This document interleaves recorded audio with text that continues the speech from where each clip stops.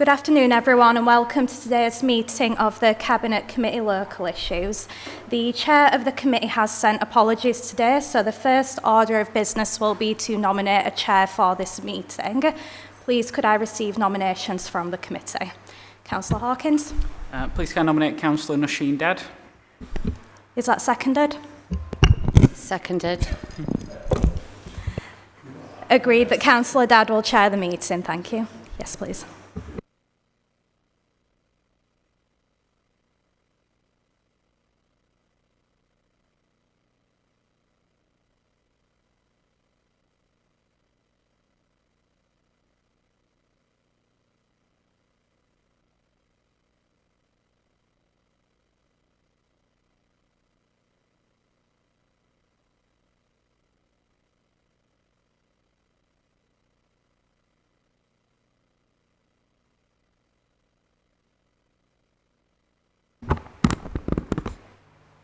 Hello and welcome to today's Cabinet Committee Local Issues meeting. Agenda item 1 is the membership of the committee. Apologies received from Councillor Graham Turner. Do we have any other apologies or substitutes today? None, thank you. We'll move on to agenda item 2, which is minutes of the previous meeting. Can I, with a show of hands, just have those approved? Are those a correct record? Is that? Yeah, is that seconded? You would have. Yeah, I'll second it. Yeah, carried. Thank you. Okay, agenda item 3, declarations of interest. Do any members have any declarations to declare? Okay. Agenda item 4, which is the admission of the public. Okay. Agenda item 5, deputations and petitions. None received, thank you, Chair. Thank you. So we'll go on to agenda item 6, which is public question time. There are no public questions. Okay. Agenda item 7, member question time.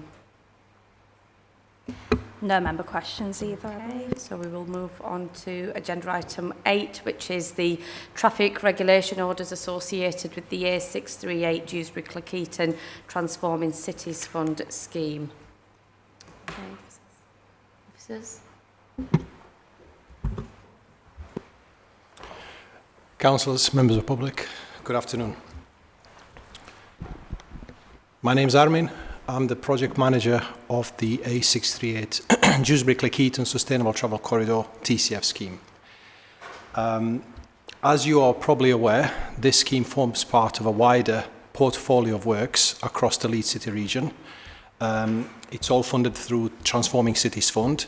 A number of those schemes are managed by Kirklees Council, and one of those schemes is the one we're going to talk about today, the A638 Dewsbury-Cleckheaton Sustainable Travel Corridor.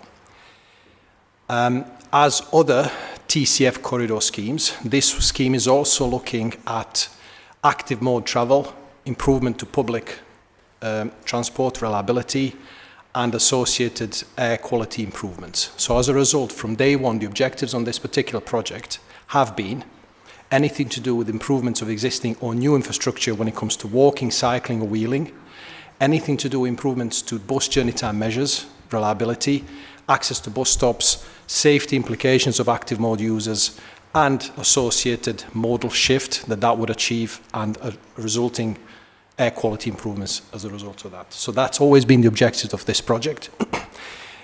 The funding has been clearly specified to be spent only against those specific objectives, and we were kind of working along those lines. In the early days, I've been a project manager on this scheme for about 5 years now. In the early days, the initial step was to organize, just bear with me, to organize a set of workshops across all projects, Kirklees managed projects, one of which was for this particular scheme.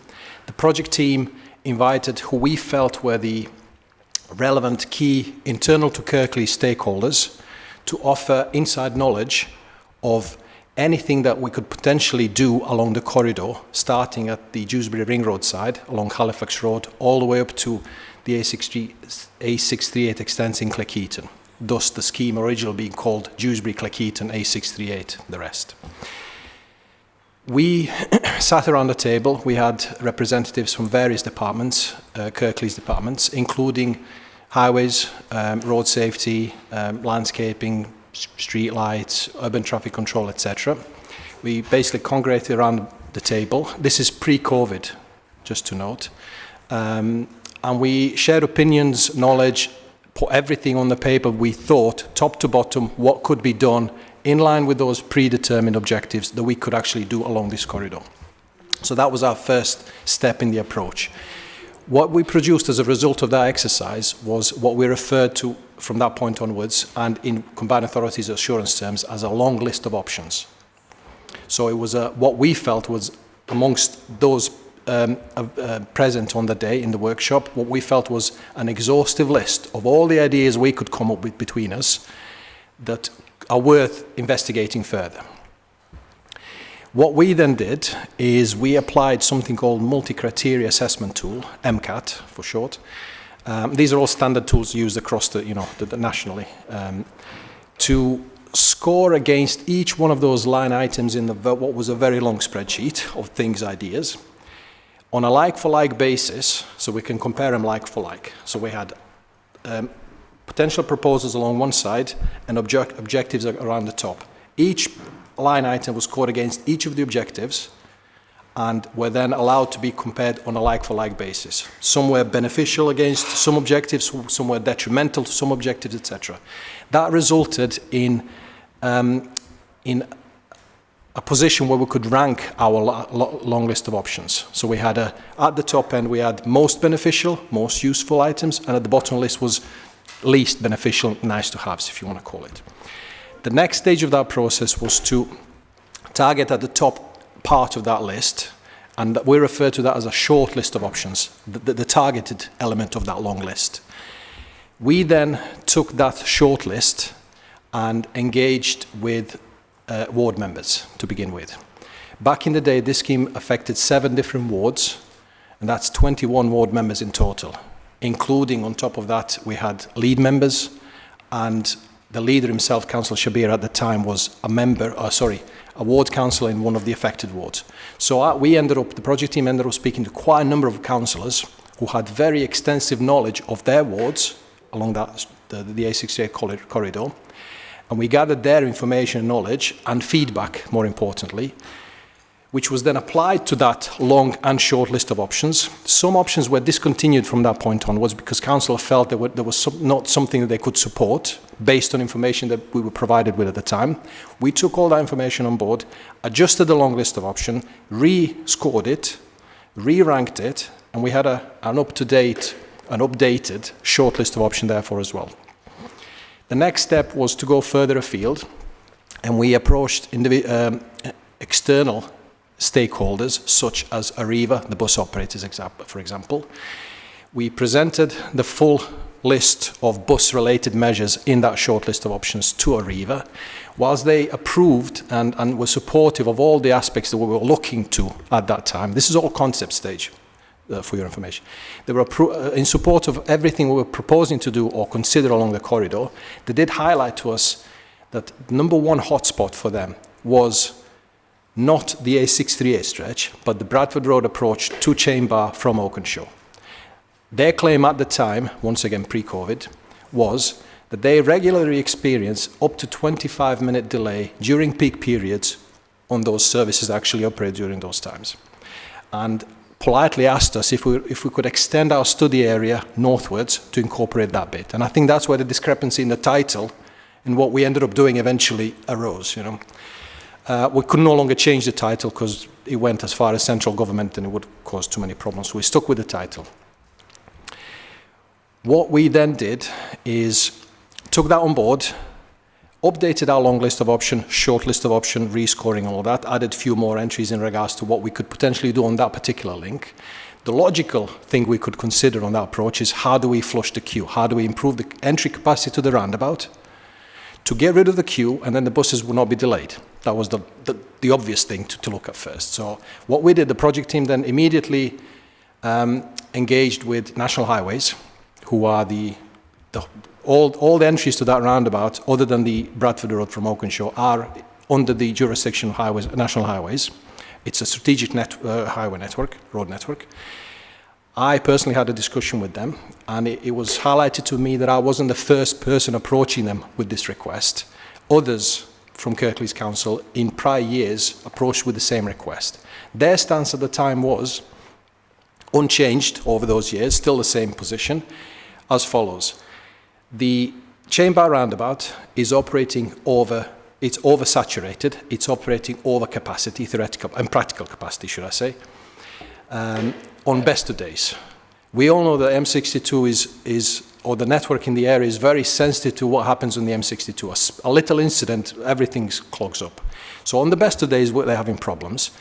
Occasionally, it's a lot worse. So their stance was, we could not afford to share some of the capacity of our arms to give to Bradford Road, because we haven't got anything to spare, literally, it's over capacity.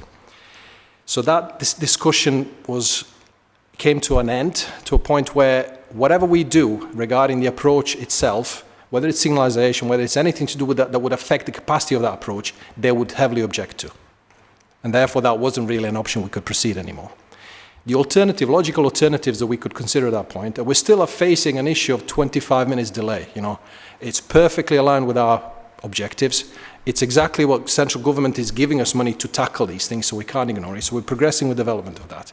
The alternative was a bus lane that's running alongside the traffic lane itself. It doesn't affect the traffic lane. We're not generating any new trips. It's not like we're proposing a development in the area that's going to create new traffic. The number of trips remains the same. We're going to provide a new bus lane, and we would allow buses to bypass that queue to as close as we can get it to that giveaway line itself. That was kind of the idea at the time as a concept. We then entered into that first round of public consultation, and what we presented to the wider public was running traffic lane as it is, and alongside it, originally we had a bus lane and a cycle lane as well, side by side. I have to note that as part of that public consultation exercise, we issued circa 16,000 letters to frontages, 300 metres either side of the carriageway top to bottom. We had various signs along the corridor, bus stops, VMS sign on the approach to Chamber northbound was used throughout that period saying please visit website, feedback, etc. We had leaflets on buses, web pages available, public completed questionnaires and provided us feedback. We felt we tried as much as we can to obtain as much feedback as possible, and that was the intention of the project team. The response that we received after 4 weeks, and the first round of consultation was July, August 21. The response we provided were along the lines of, some agreed with the, minority agreed with the proposal as it stood, proceed, but vast majority, we're talking 80-ish%, 70-80% depending which question you're looking at, stated the following. We cannot support the cycle lane, proposal of the cycle lane, because it would lead the cyclist to having to navigate through a very, very busy motorway junction. We feel it's unsafe. There is a Spen Valley Greenway nearby. It's a much better facility. Whatever you do, I wouldn't be using it anyway. It's a waste of money. And on safety grounds, it's not something we should be promoting along this corridor. Full stop. Across the board, in general terms, that was the message. On the bus lane, the statement was as following. We cannot support the provision of a bus lane or proposal of a bus lane because we are concerned, or we feel, that the proposed scheme would generate additional queuing and it would exacerbate make the current situation worse than it is. Yes, there were comments, please signalise the junction, the approach to the logical things we would expect, but nothing we could do with. So those two were the main points that we received back, and we listened. From that point onwards, we no longer promoted that link, that Bradford Road link road, as a cycling route. We concentrated more, as far as cyclists are concerned, on the Spen Valley Greenway itself. And we do have a scheme as we speak being delivered on that stretch that's improving measures for cyclists and pedestrians. But we felt that what we were proposing in terms of a bus lane adjacent to a running traffic lane without any road narrowings or anything else wouldn't really generate any extra traffic or queuing, therefore. And we felt it was valid to continue with the development of that idea as an idea, as long as we can confirm to ourselves and the wider public and other stakeholders that were very much supportive of the idea of the bus lane, that we're not generating or making the situation worse, all we're allowing is for buses to bypass that queue as much as possible, then it's in line with the feedback received. What we then did is we undertook a second round of public consultation just for completeness, but that was primarily around the stretch of the A638 between the Cleckheaton bus station and the A62 itself, because that stretch we had to totally revamp our idea, because the feedback we received was, no, we really don't like this, and we couldn't work around it, so we had to start fresh. So that was the purpose of the second round of public consultation. Then in the background, we were continuously producing business cases that had to be processed through Combined Authority's assurance process, who are the funders. So we produced a strategic outline case based on concept designs and all associated cost-benefit analysis that goes with it. And another point to note, that the appraisal adopted within all of these business cases, as in how we're going to quantify the benefits, what the formula and maths used behind it, has been pre-agreed with Combined Authority. We submit a proposal, how we're going to do all this quantification calculation.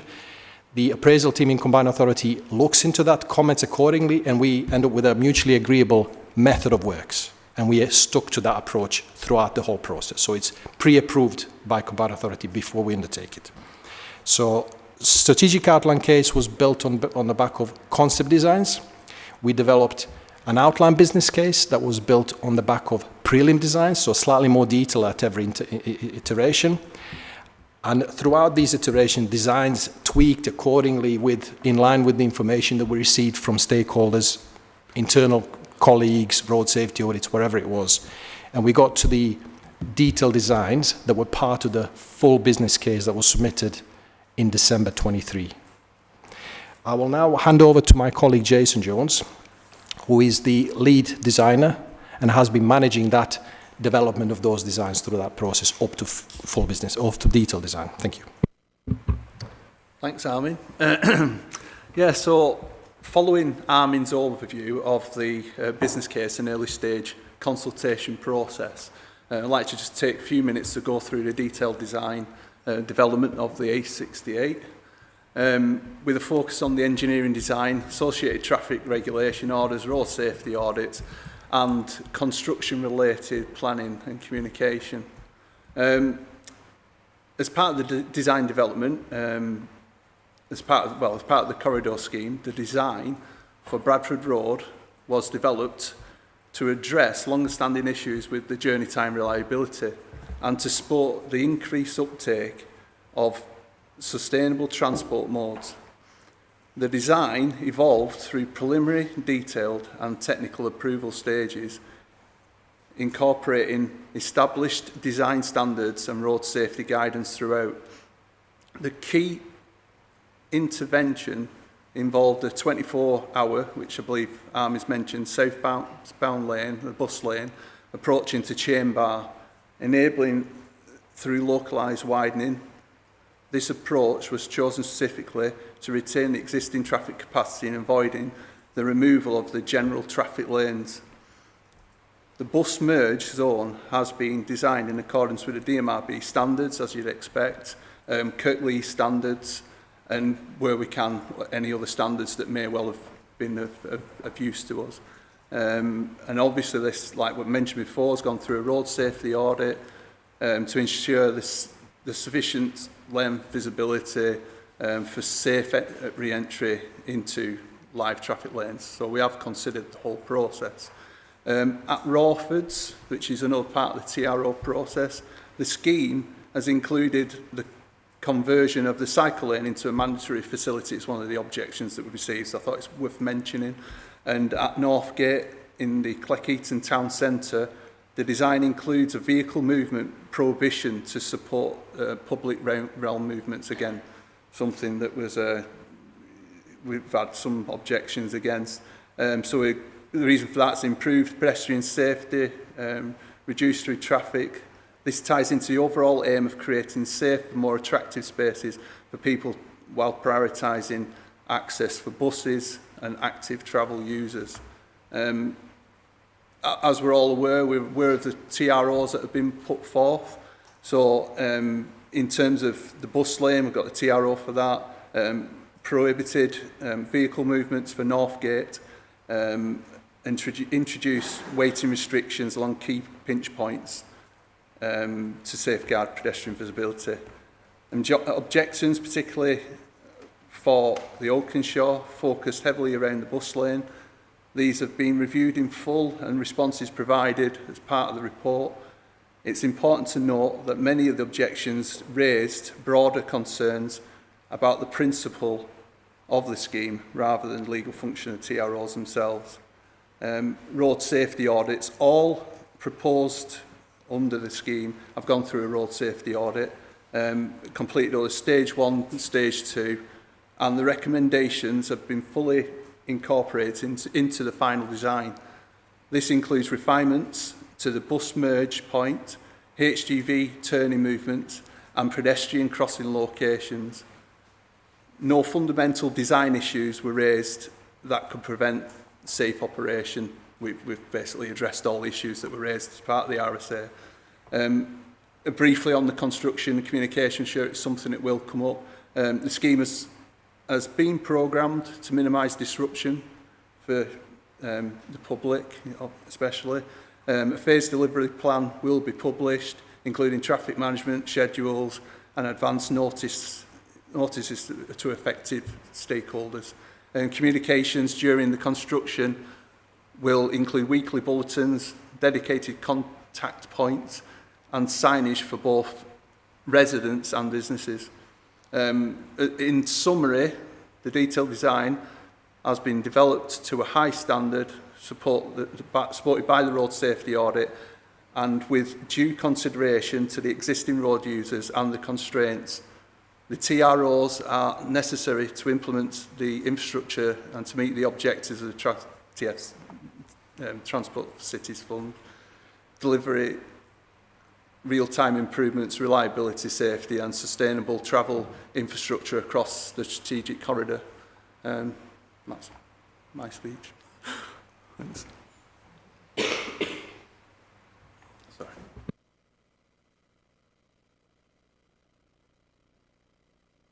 Okay, so we will now move on to questions from members of the public. So I've got on the list here Jean Totty. Yep. Thank you, Madam Chair. Your own survey shows that this bus lane is not needed or wanted and will not increase the use of one bus service through Oakenshaw. Improvements to the timing of the lights on Chain Bar and the new lane onto Chain Bar from Bradford Road has proved this well. Have you visited the site recently?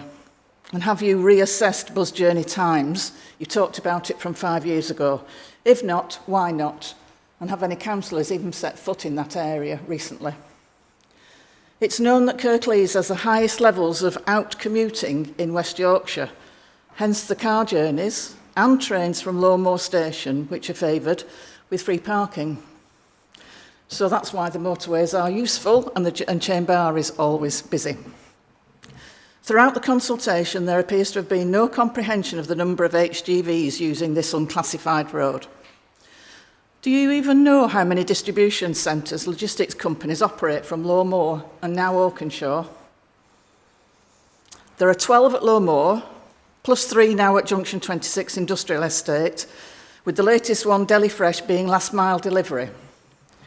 We've monitored HGV movements on Bradford Road, if you're interested, and it's absolutely frightening. I don't think you have. Have you made any attempt to calculate the loss to these businesses during the construction phase, which I'm pretty sure will be quite long? The impact to businesses and households caused by anticipated disruption appears to have been totally disregarded. Residents of Bradford Road will face immeasurable noise, pollution, danger and inconvenience during the construction, and we know only too well from the number of times that water mains need to be repaired that this is always the case. And for what benefit? One bus service that's not 24 hours. We know from experience that daily incidents on the M62 and M606 cause congestion on Chain Bar, which results in vehicles using alternative routes out of Oakenshaw. With Bradford Road queues likely to back up to Lowmore, which we've witnessed before, White Lane, Cliff Hollins Road and Milcar Hill Lane will be used. They are very narrow and despite clearly signed restrictions, HGVs use them daily, which increases risk to pedestrians, cyclists and horse riders, and most of these lanes have got no pavements. How will this be managed to ensure maximum safety across the local road network? Poor air quality primarily involves emissions from road network, and for Oakenshaw this includes the M62 and M606.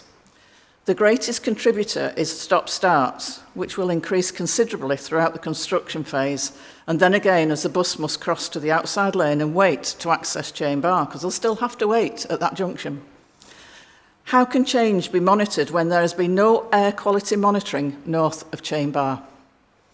Will you guarantee that bus services will not be diverted to exclude Oakenshaw, which is Arriva's default position? This isolates our older and disabled residents particularly, who do rely on the bus and are the main users. What mitigation will you put in place to protect the heritage site on White Lane from increased traffic where Oakenshaw Cross should be returned? To summarise, from a traffic perspective, there is insufficient evidence and current data to support the need for a bus lane on Bradford Road, and that would outweigh the issues presented. Thank you.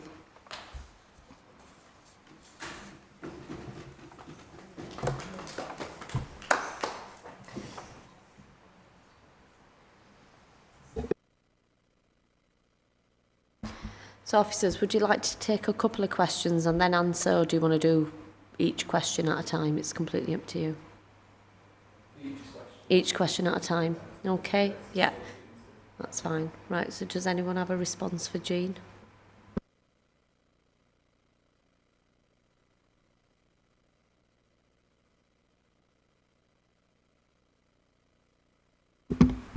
I'll go first. So I've tried to note some of the points that I can respond to that are not specifically design related, that are more of a concept behind the whole thing.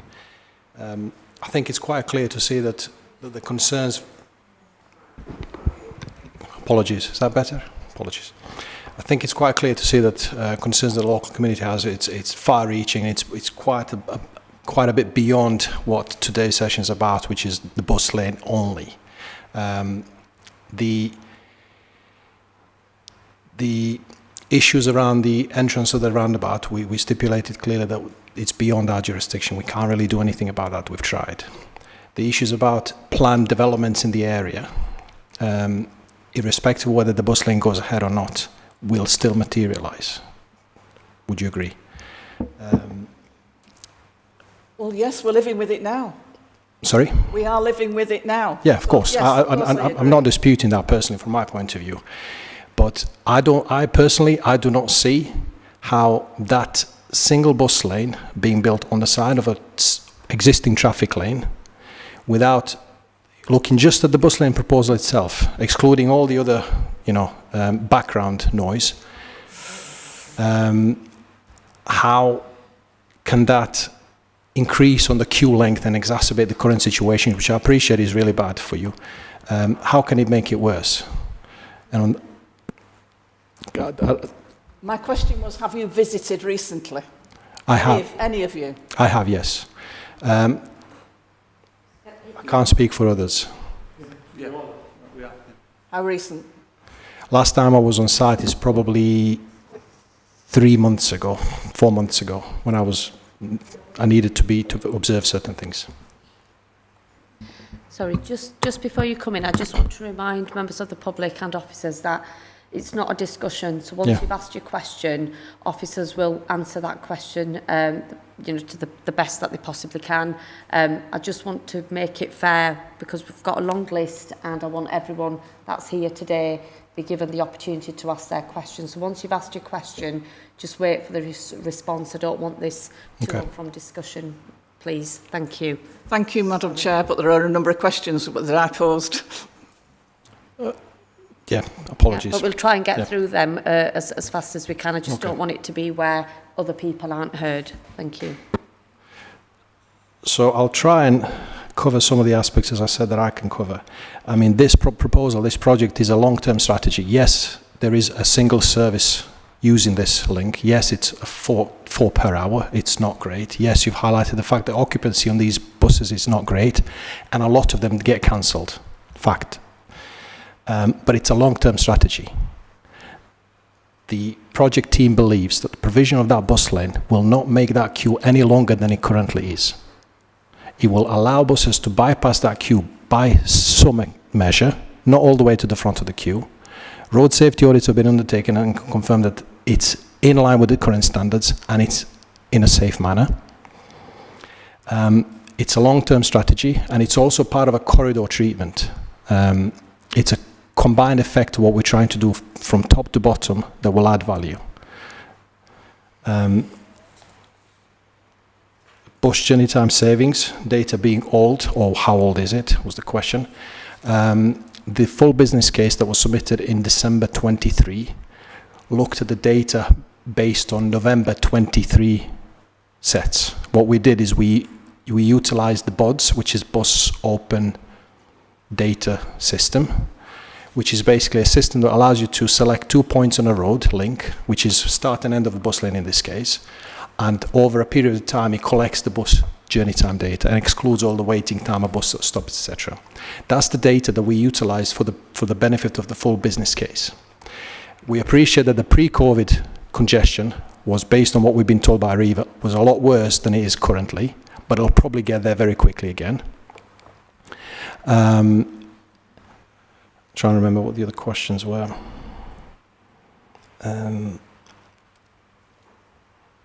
The data that we submitted within the FBC, or the bus element of that cost-benefit analysis calculation, was, we felt, very conservative. The BODS data that we looked at November 23 sets showed that 1 in 7, roughly, from memory, it was 1 in 7, around 10%. 1 in 7 of the journey times recorded was slightly skewed. Something happens very frequently, and we'll believe it's related to the operation of the M62 itself. So it's very sensitive. Okay, we've taken a very conservative look at that data because we felt we needed to defend the stance and we couldn't speculate M62 arrangements for the purpose of the FBC itself. And we've presented the savings that we think we could achieve based on that conservative approach, but we feel it's a lot worse, or benefits are much higher than in reality, or will be in years to come as well. And on that approach, the FBC, BCR in that FBC was 1.02 from memory. So it will pay itself off in the assessment period, not more than that. But it's very typical for this type of a scheme. I think that's all the questions I can cover. Jason? Yeah, well, one of the questions was how often do you visit the site? I think that needs to be addressed. I appreciate you've got 100 other questions, but as part of the detailed design process, obviously, I'm on site often, and I do witness the number of HGVs. It is, you know, there is a lot, and that's something that's been put together as part of the modelling process. We've put all the HGVs in there. We've come up with the strategy based on that model to make sure there's no conflicts or issues. As part of the road safety audit process, and as a result, the road safety audit process we've put together in response to the bus stop. Obviously, that could have had an impact because obviously got high HGV content. So we've introduced an actual crossing point and a reduced speed limit, again, just to make it better for pedestrians. So if anything, putting the scheme in place is going to offer, you know, a positive impact, and that's something we all want from the scheme, what we're trying to promote. Yeah, and I think that's mainly on the HGV. I think there was also a bit of a comment on air quality. That's not my strongest point, I must admit. But in terms of air quality, obviously, by splitting the lanes and over a longer period, we've got the carbon emissions obviously with we're introducing more green fertile verges and things like that, and the trees that are in place, and hopefully that'll have a good management of that. But I think I might hand you over to my colleague Diana if you've got anything on quality. The current scheme from a landscape point of view and air quality is affected by the existing hedge and the existing trees. The scheme as proposed will have a hedge and some trees. I don't think that will be a very significant element. I think it is more about the number of journeys that is affecting air quality. Is the main part of the issue on air quality.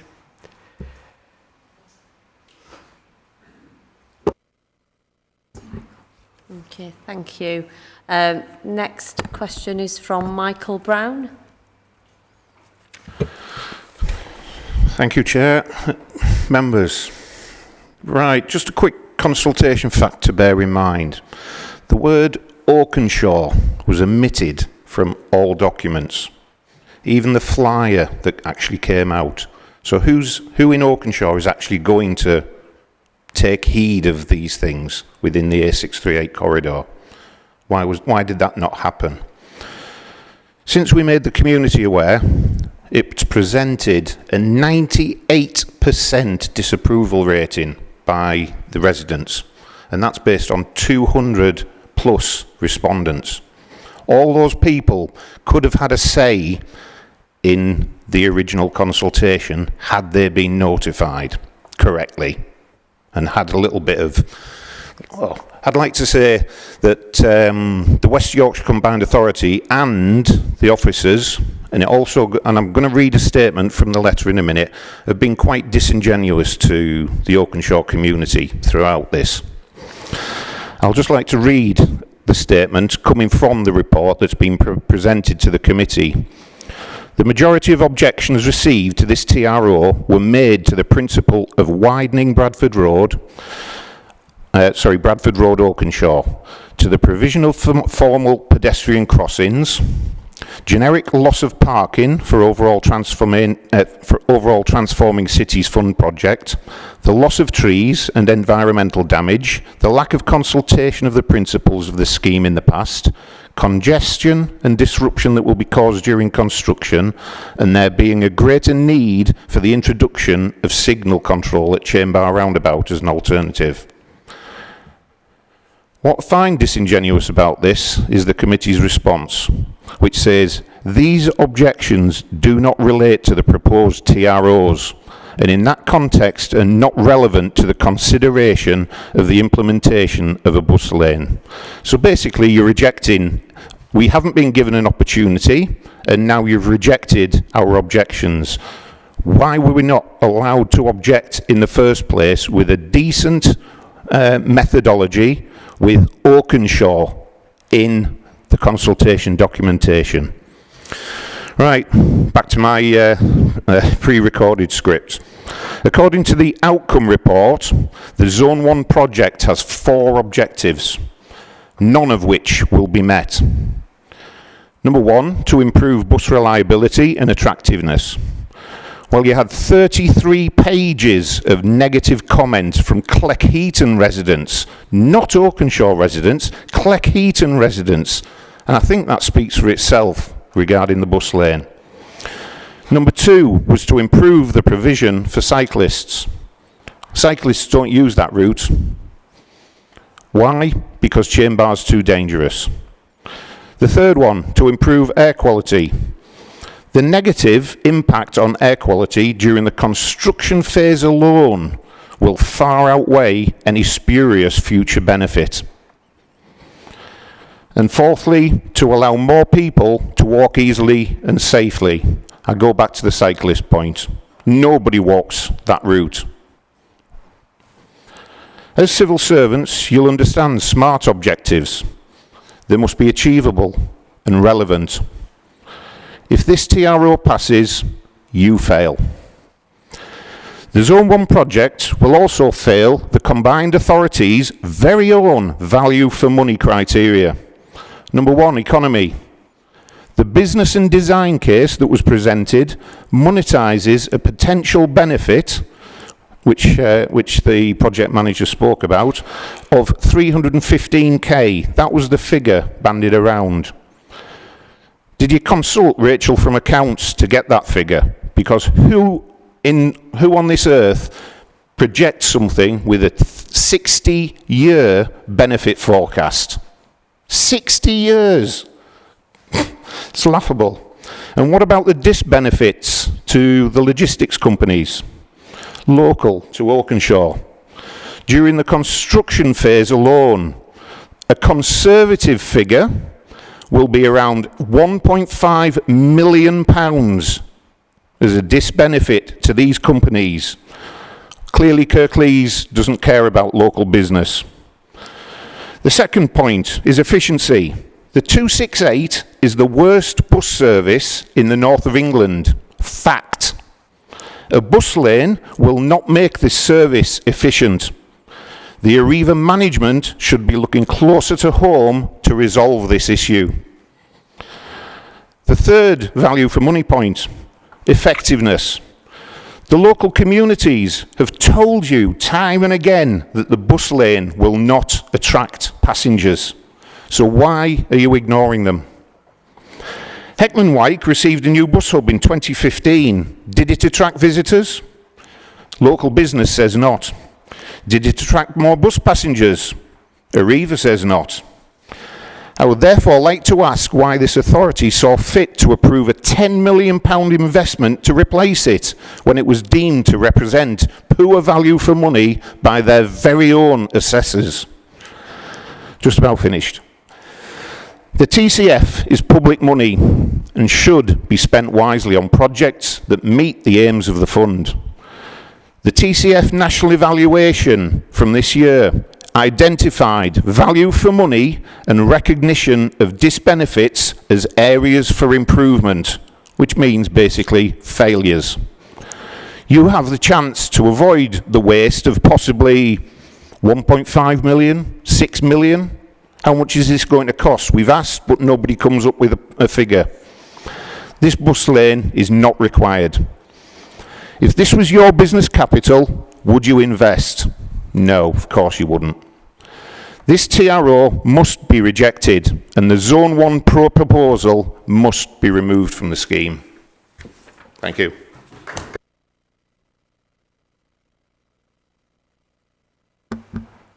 Thank you. Do we know which officer is going to respond?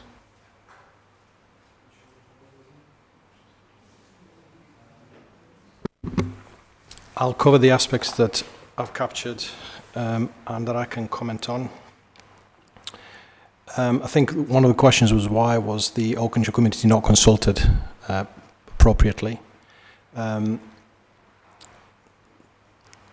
approach adopted at the time, in hindsight, we should have extended it, but the approach adopted at the time was we needed to draw a line somewhere. So we said we'd go 300 metres either side of the carriageway of the A638 corridor, okay, top to bottom, and that's who we're going to approach as far as letter drops are concerned. What we'll do on top of that is, and that, once you draw that polygon, doesn't capture Oakenshaw itself, unfortunately. And that was an omission on our behalf. But that was the approach adopted at the time, right or wrong. What we also did is we felt, through our local comms and engagement team, very active social media campaign that looked further afield from that polyline itself, that 300 metres either side. There was a lot of stuff in the local newspapers. As I said, notice along the corridor. We tried to capture as many as possible. In hindsight, I do agree with you that we should have and haven't adequately covered Oakenshaw community in itself, but it was not something I could have foreseen. So that's one question. Comments about validity of this route and Arriva and the state of Arriva and the cancellation of services and poor occupancy, etc. It needs to be taken. I mentioned long-term strategy earlier on. We do have bus franchising coming along as well. We don't know what effects that's likely to have.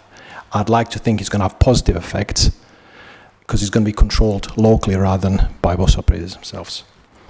I've not noted any other comments. Apologies if I missed them. I'll pass over to my colleagues, and hopefully we can cover all the aspects raised. Right. Yeah, I'd just like to add to the comment about the 268. Like what Armin said, there's potentially in the future more bus services that are going to run down that link. So while it is true that the 268 is currently the only bus route in this corridor, the scheme is not just about serving the single route. It's part of a strategic corridor wider investment through the TCF, aimed at making the bus travel more efficient, attractive and viable for the long term. By improving the journey time reliability, and the bus lane helps to create the conditions needed to support higher ridership, reduce car dependency, and ultimately justify the improvements in the service and frequency. These are all long-term improvements for the council. In short, the bus lane is designed to tackle one of the key reasons for this route not being reliable, not to reward it, but to improve it. Thanks. Can I just ask one question? What are the lottery numbers on Saturday? Okay, I'm going to move on to the next question from Katie Dingle.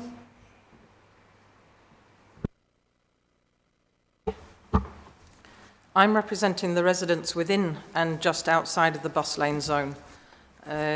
We are asking you to get on with the other zones of the scheme if there are no objections, which will give you time to audit the recent highway changes, not yourselves, obviously, Kirklees Highways, and consult with the affected population who may just save you some money and the environment at the same time. Kirklees don't want to regret this 2 years later because you didn't assess the need correctly. As a resident, I have seen no significant queues since September 2024, so I'm still trying to understand why we need a bus lane, which I often did before. The 30 minutes plus, I would sometimes have to be a rat-run person myself and turn around, having got stuck and gone back. Most residents within the bus lane zone commute well beyond the 268 bus route. Planning legislation, poor communication with directly affected residents. You were saying 300 metres. I'm only aware of 2 of us out in that group that got letter drops. We have had a high turnover of residents in that area. Maybe the others have forgotten, but it wasn't noticed, even if they were dropped. And of course, that letter mentioned North Kirklees, which we know ourselves more as South Bradford, Cleckheaton and A638, none of which is relevant to Oakenshaw. None of the current residents in the zone were included in any consultations or made aware before other residents told them in February 2025. They would have said chicanes and 20 mile per hour if we'd asked for what they wanted. The only time I saw notification in the public environment was on one poll within the bus lane that mentioned all the pedestrian crossings on the whole of the A638 STC Dewsbury to Cleckheaton route this year. Ours was in the middle somewhere, above my head height. The height it was at would have meant sight impaired or vertically challenged people, such as my mum over there, if she could have walked that far unaided, would have not been able to read it. As for her to have pen and paper to write contact details down, when fixing mechanisms obscured a lot of it, and a QR code for an 85-year-old to use on her phone. What a joke. There was no reference to the bus lane or the 40 to 30 mile per hour or the no waiting restriction then or at any other time since. Due to speed and pollution of vehicles, it is not common for residents to take leisurely walks along this road to be able to read that. At no point have you made use of the neighbourhood forums or village meetings to discuss your intentions for this unclassified road. Is it unclassified? Question mark. Kirklees Highways have been asked by Oakenshaw Residents Association on numerous occasions to attend over the years, and they have declined. National Highways were brave enough in 2023 to come along and talk to us about Chain Bar. Knowing the volume of ageing population in Oakenshaw and relying on social media and hearsay, your consultation method feels perfunctory, but I think you've just said that. Highway design, up-to-date drawings, which I'll put here, which you've given us, don't actually show all of the driveways that are going out onto the bus lane zone. So properties such as 591, particularly in relation to the proposal at the start of the bus lane, because you've relocated the start of the bus lane, it would appear from the original drawings, is right opposite their driveway. Is that a good place to start a bus lane? Loss of Chevron Road median. This currently allows waiting for residents, visitors, businesses to turn into their driveway or access roads, unaffecting the through traffic. The Chevron median provides additional road space for residents, visitors driving forward or reversing out of driveways and access roads, a safety space for through traffic. I'm thinking about the through traffic as well, not just the residents. Some residents have to reverse into their driveways to make it safer for exiting. Reversing into a narrow driveway off a road with 2 lanes of traffic was and is difficult, even without a restricted view. It causes other road users confusion currently, expecting us to drive in, but in future there will be less over and undertaking space with lanes closer together and trying not to use pavements. I currently have to wait about a minute or more to negotiate reversing into my drive. That's an additional expense and loss of land to change that. Am I on your list of anticipated expenditures? Residents, visitors occasionally park along Bradford Road. Loss of Chevron median would not allow through flow of 2-way traffic in this instance. This increases pollution in our area with brakes being used and stationary vehicles. Who is the puffing crossing for, as no residents use that bus stop currently? Are you trying to tell us that the fields are likely to be used for other purposes in future? Loss of the potential for future pedestrian island refuges if road lanes are narrowed and closer together. With the chevrons, we often find ourselves only getting halfway. Crossing the road on foot at the beginning of the bus lane is already a challenge for all ages and abilities. Going to be harder crossing with trucks, cars and buses all dithering to realign at what point to be in the correct lane. I cross on foot with a lawnmower, wheelbarrow or ladders at the same time as where they're splitting off. I also drive across to and from Bridleway 23 from my home. I'm one of the few vehicles that does that. Getting out of Bridleway 23 will be interesting if vehicles are already splitting into lanes. Jason, you emailed me and you mentioned in an email that you might consider relocating or adding a pedestrian crossing outside my house, preferably, before the bus lane, where most people cross currently to use bus stops or to visit each other. There's relatives that are separated by our very busy road. Has that been left in the mix? Question mark. I'm quoting from 2 different documents here, the supporting business and design case information for the bus lane on the A638 Bradford Road, Cleckheaton. Quote, the existing lanes are to be narrowed to allow for part of the bus lane width, but an additional narrow widening of the road is required to allow the full bus lane width. Then another document, page 7 of the report title, which we were given access to last week, the traffic regulation orders associated with the A638 Dewsbury to Cleckheaton Transformating Cities Fund Scheme objection report. Quote, some also incorrectly assumed that the proposals would narrow the existing carriageway, reducing safety margins. The proposed scheme does not involve any narrowing of existing general traffic lanes. Instead, the carriageway is being locally widened to accommodate the new bus lane, while maintaining existing traffic capacity and lane widths. Which is right. We anticipate an increased risk of road traffic incidents in the bus lane zone and before it. Who's going to be accountable if it's one of us? Unresolved highway design at junction with chain bar roundabout, better options for the bus lane merge in could be proposed to, but not cause a queue at chain bar and a queue at the bus lane 68 metres later. 68 metres further back. I see that it is possible to use lane 1 to cut across to the A638 M62 Manchester lane according to current methods of negotiating chain bar by some wonderful drivers. So maybe they're showing you what the buses could make use of that lane 1. Unresolved highway design at Milker Hill Junction, which affects homeowners living on Bradford Road, causing tailbacks as far as the fields and sometimes chain bar, most days at rush hour. I don't notice them the other way. I'm now seeing them going in towards Bradford. This makes it difficult to exit our drives and turn right deeper through narrow gaps and negotiate a bus lane boundary to avoid fines. Construction time period. With persistent roadblocks at least annually since lockdown, we fear yet more roadworks for noise, pollution and disruption, with daily challenges getting in and out of driveways. The dust and dirt from previous roadworks are in the memories of those who have been here for the last 10 years and beyond, but certainly worse since Interchange 26 got started. Roadworks on this road hamper school runs whereby children are getting into trouble and sometimes getting detention. This is also happening on the school buses. On the 268 bus route, they're also getting detentions because of the bus being late for children to go to school. Some schools are not on the 268 bus route, so makes young children vulnerable between bus and premises in both directions. Landscape and ecology.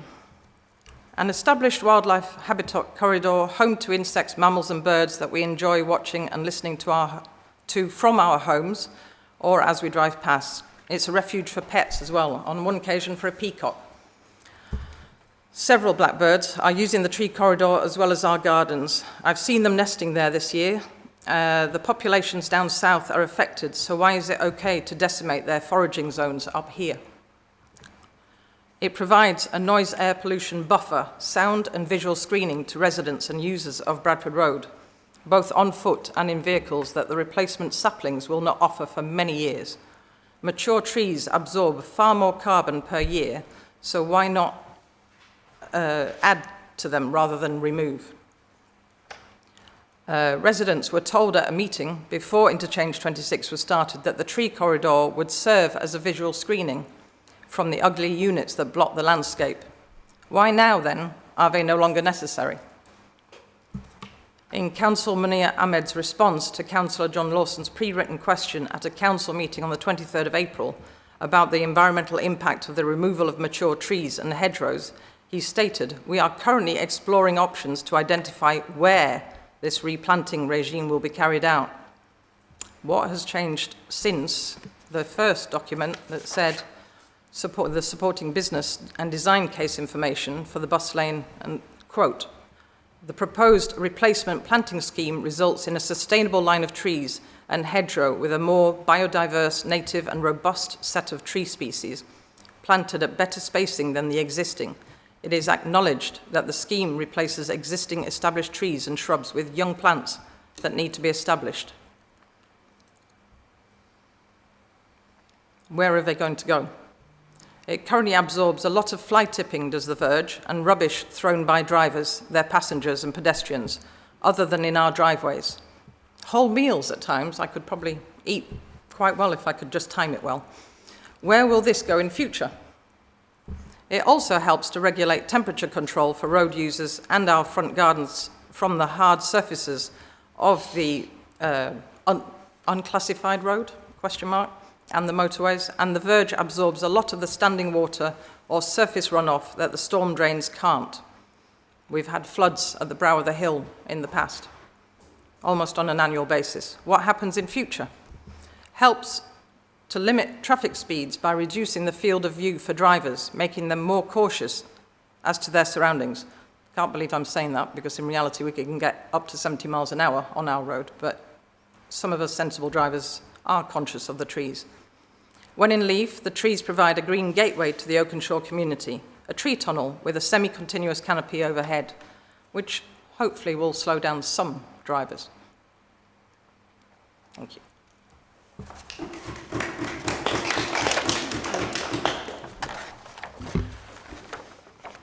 We'll follow the same protocol. I'll go first. I think vast majority of your comments are design related or ecology related, but the two that I can comment on, the two first ones are related to the consultation approach and methods adopted. The circa 15,000 addresses that I referred to earlier on, we do have a record of what those addresses are, and if needs be, I can check whether the letter was sent or not, so we can at least confirm that. And I think I've mentioned previously that lessons could be learned on how even better to do the approach of the consultation. This was, I mean, I joined Kirklees just before I landed on this project. It was my first engagement in this type of activity. So in hindsight, or if I was to do this again, I'd know exactly how to do things better. But I take your comments on board when it comes to those things. Thank you. Thank you. Next up, we've got Martin Priestley. Hello, Chairperson and committee members. First of all, I would just like to say that I am not directly affected by this proposal in any shape or form because I do not live in the area. However, what is affected is the local biodiversity. As I say, my name is Martin Priestley. I'm the Voluntary Wildlife Field Officer for the Lowmore and Oakenshaw Conservation Group. I can speak with authority on this subject with over 40 years of experience of recording wildlife at the sites of Caldine Fields, Toadall's Beck and Roanoke.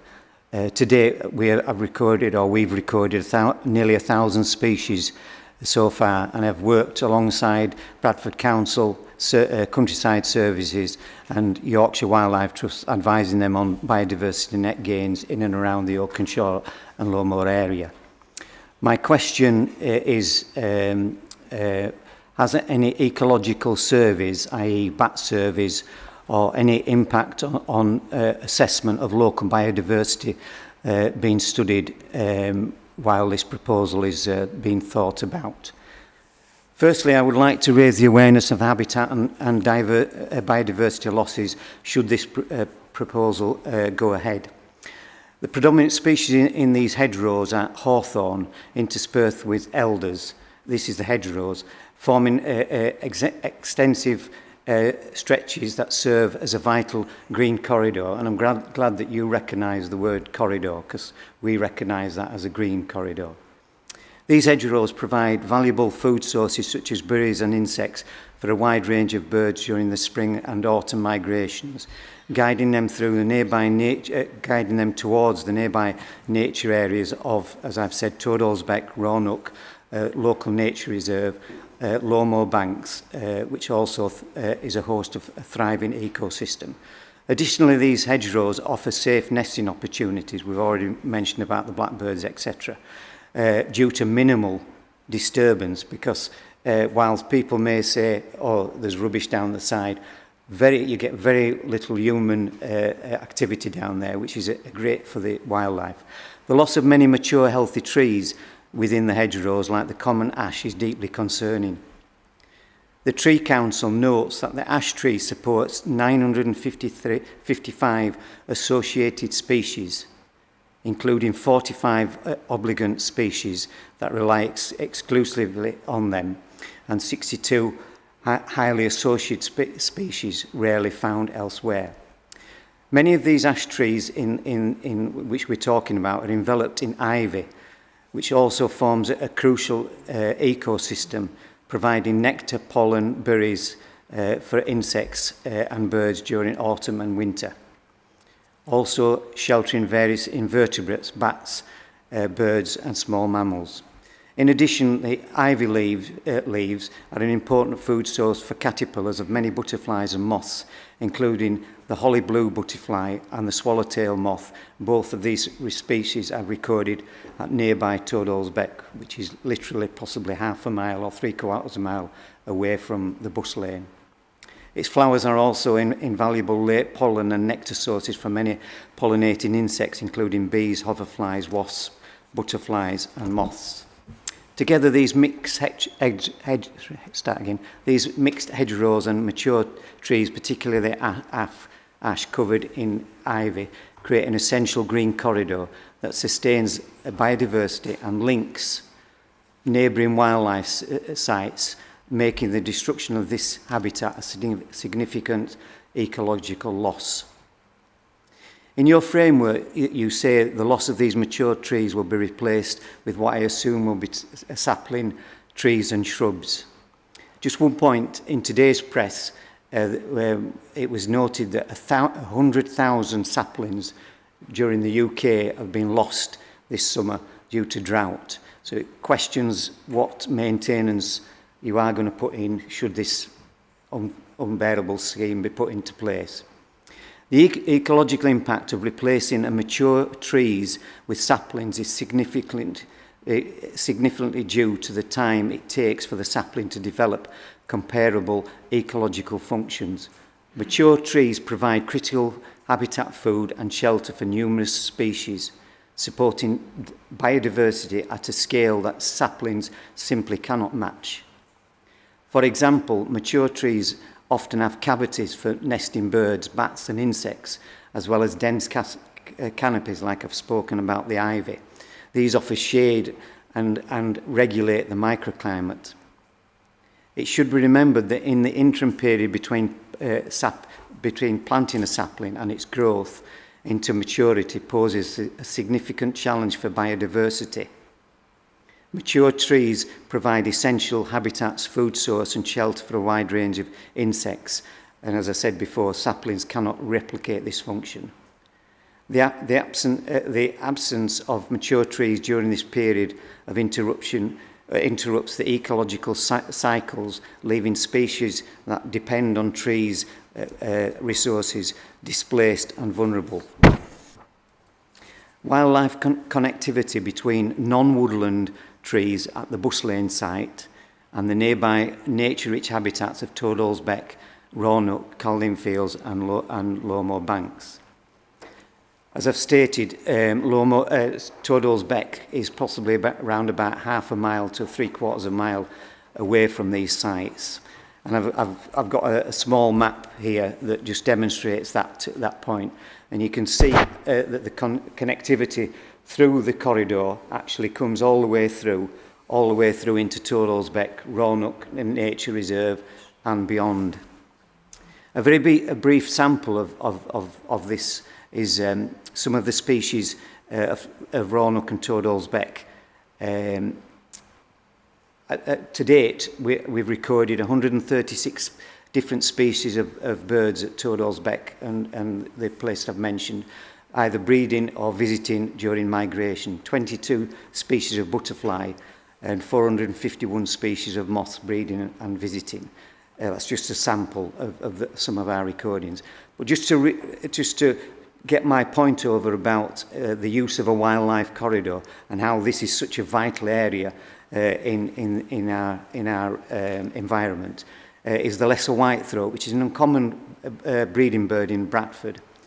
However, it does breed in low moor. And bird observers in Cleckheaton during migration season during May often record the bird coming through in early May. It's guaranteed usually a couple of days later I record them in Lowmore in Toadall's Beck, where they sometimes breed.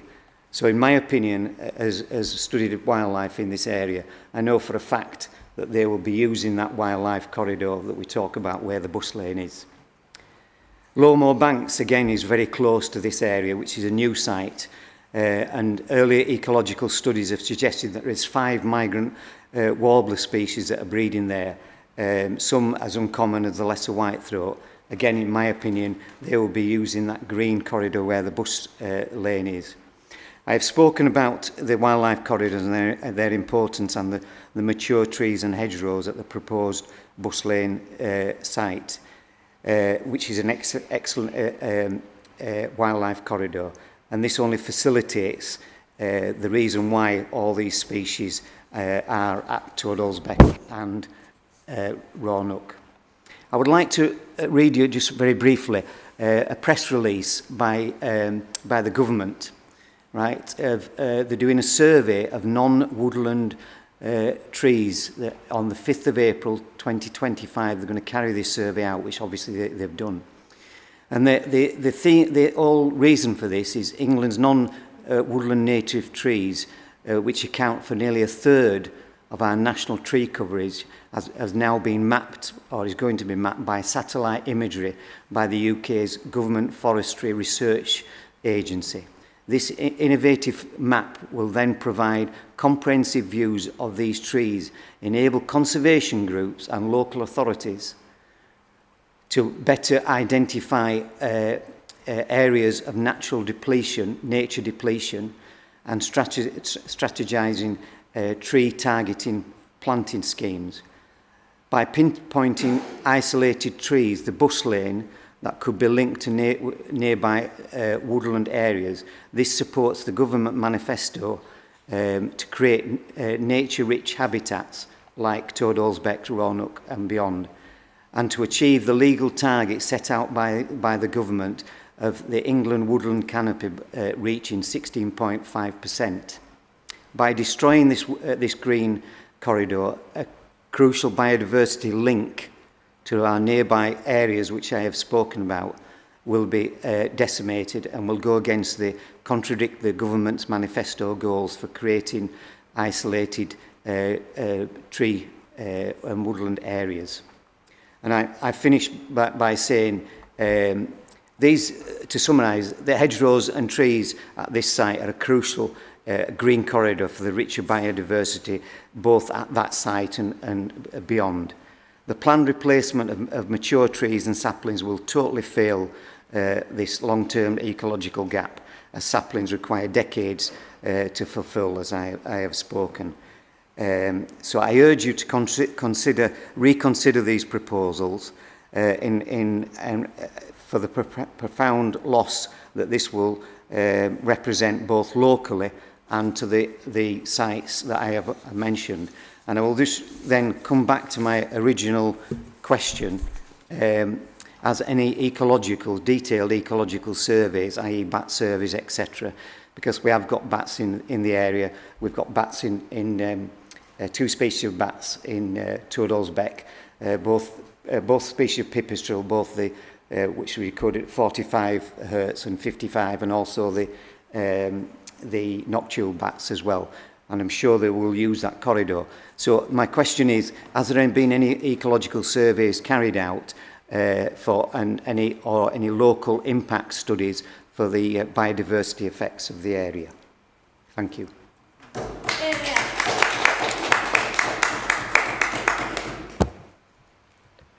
Hello. Right. Initially, there was a ecological constraints survey done that has not picked up any requirement for bats on that particular line of vegetation. That doesn't mean that we would ignore that. Obviously, we will be picking that up. I absolutely accept the vast majority of what you're saying. That's a useful link for wildlife, which is why we want to try and replace as much as we possibly can. We will be following the right procedures before we actually start any work on site, so we would definitely be doing a bat survey. Any trees that come down would be checked for bats, and obviously we wouldn't be carrying out the work during the nesting season. But absolutely, most of what you say is true, and that there is, a good value to that piece of corridor of greenery and trees and biodiversity. There is another consideration when we're talking biodiversity on that corridor, is that quite a large proportion of the trees, well, the vast majority are not mature to start with. They're either young or semi-mature or early mature, and the vast majority are not in particularly good health. That's according to our arboricultural survey, mainly because of ash issues, as you'll be aware, I'm sure, and also just because of the way they've grown very close to each other. That doesn't mean they're not good ecologically. It means they're not in very good health. That's a different thing altogether. I accept that quite damaged trees can be brilliant for ecology and brilliant for wildlife. And obviously a tree with loads of ivy, and as you've pointed out, is a really big asset. It's a big loss. I'm not going to say any different, but we are going to do our best to put something back that in the long term would be better. We are very restricted by the space within the actual highway boundary. I think that's about everything I can say about that. Your points and your knowledge is accepted as being valid and interesting. Yeah. Okay. Thank you. I've got now Mr. Mohammed Said. I understand you're not an objector, but you are here to speak. Is that right? If I may, Chair, Yep. just introduce myself and the background to why I'm here today. So I moved in, Chair, members, thank you for allowing me to speak. So I moved into Bradford Road 589, 29th of January this year. So 589, if you've been to Bradford Road, Oakenshaw, you'll know that where the 30 and the 40 mile an hour sign is, that's literally outside my house. So with the proposals that you're making, there's a couple of points I'd like to make. And the first one is the very real lack of consultation with the residents within Oakenshaw. Now, even though I've come late, I've grasped the issue very well. And from where you changed and decided to incorporate Oakenshaw north of Chain Bar, you should have really gone and changed the whole title. And I think you've admitted that that's a lesson you've learnt from this process. Why didn't you change the name? Because that would have made it very clear to everybody here and all the other residents that we are being directly affected. Having discovered that this is an issue for us directly in February, that's given us very little time to do anything about it. Number one. Having consulted local councillors in neighbouring councils, it's very apparent that even the West Yorkshire Mayor, Ms Brabham, would find it objectionable that you didn't consult or even change the name to incorporate Oakenshaw within the title. The real point I want to make is the speed along Bradford Road, Oakenshaw, outside my house is incredibly dangerous. People are coming off the motorway, people are going onto the motorway.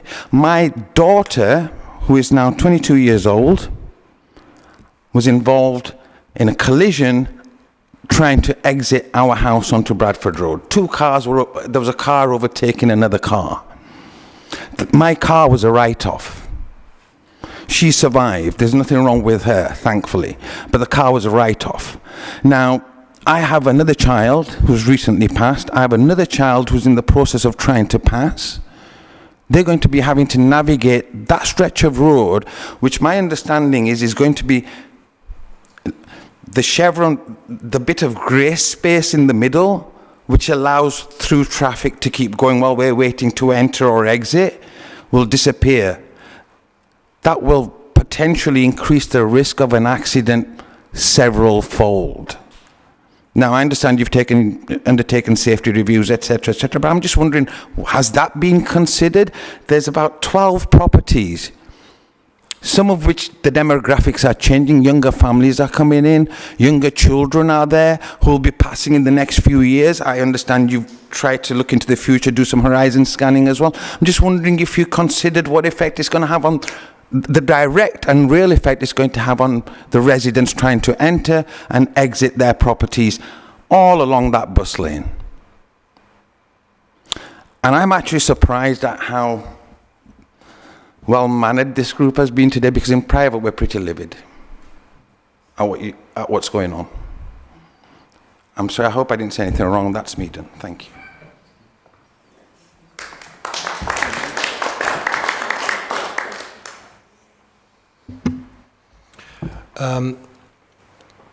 First of all, I'm sorry to hear the accident-related that your daughter's experienced.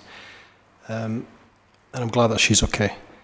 The only comment I can feed back, obviously anything related to design, it's not my remit, and I can't really comment on that. I'll let my colleagues comment on that. But you mentioned the title of the project and why it couldn't be changed.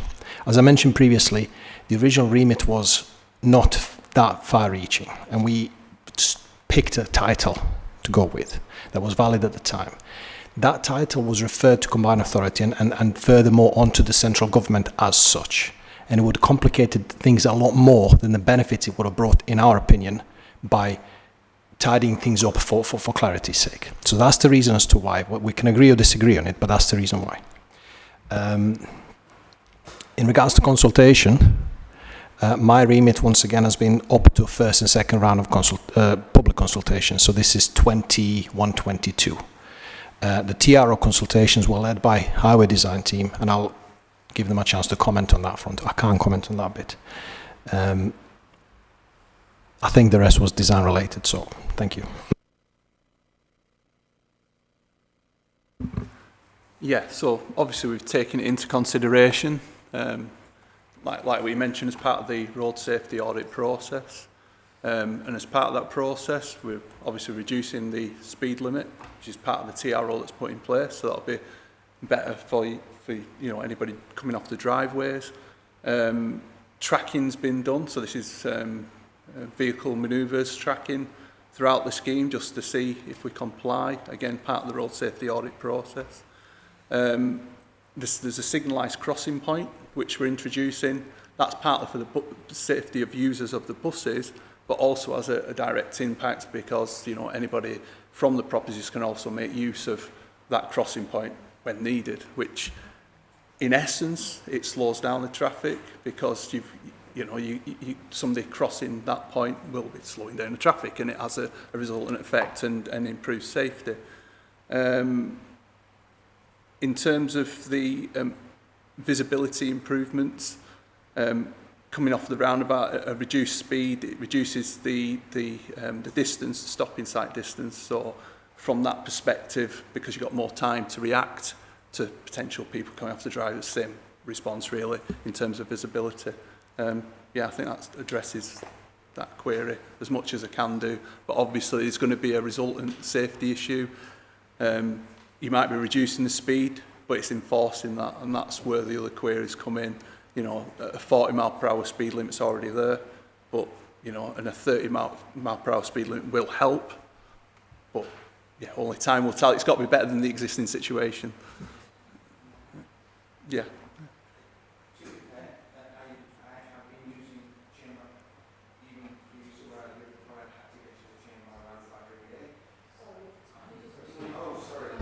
Yeah, thank you.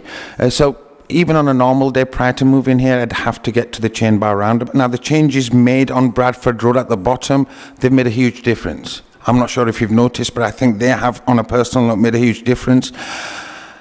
The challenge is, everything else has been covered by my fellow residents here. The direct challenge I have is in and out of my house. Once you remove that buffer zone, there's going to be 10 properties who are just going to be playing Russian roulette in trying to get into their houses. Arctics coming both ways, buses going on the side. If we then have to wait for traffic, there's going to be a backlog of traffic going all the way back, we don't know. So seriously, I'm urging you to reconsider how you do this.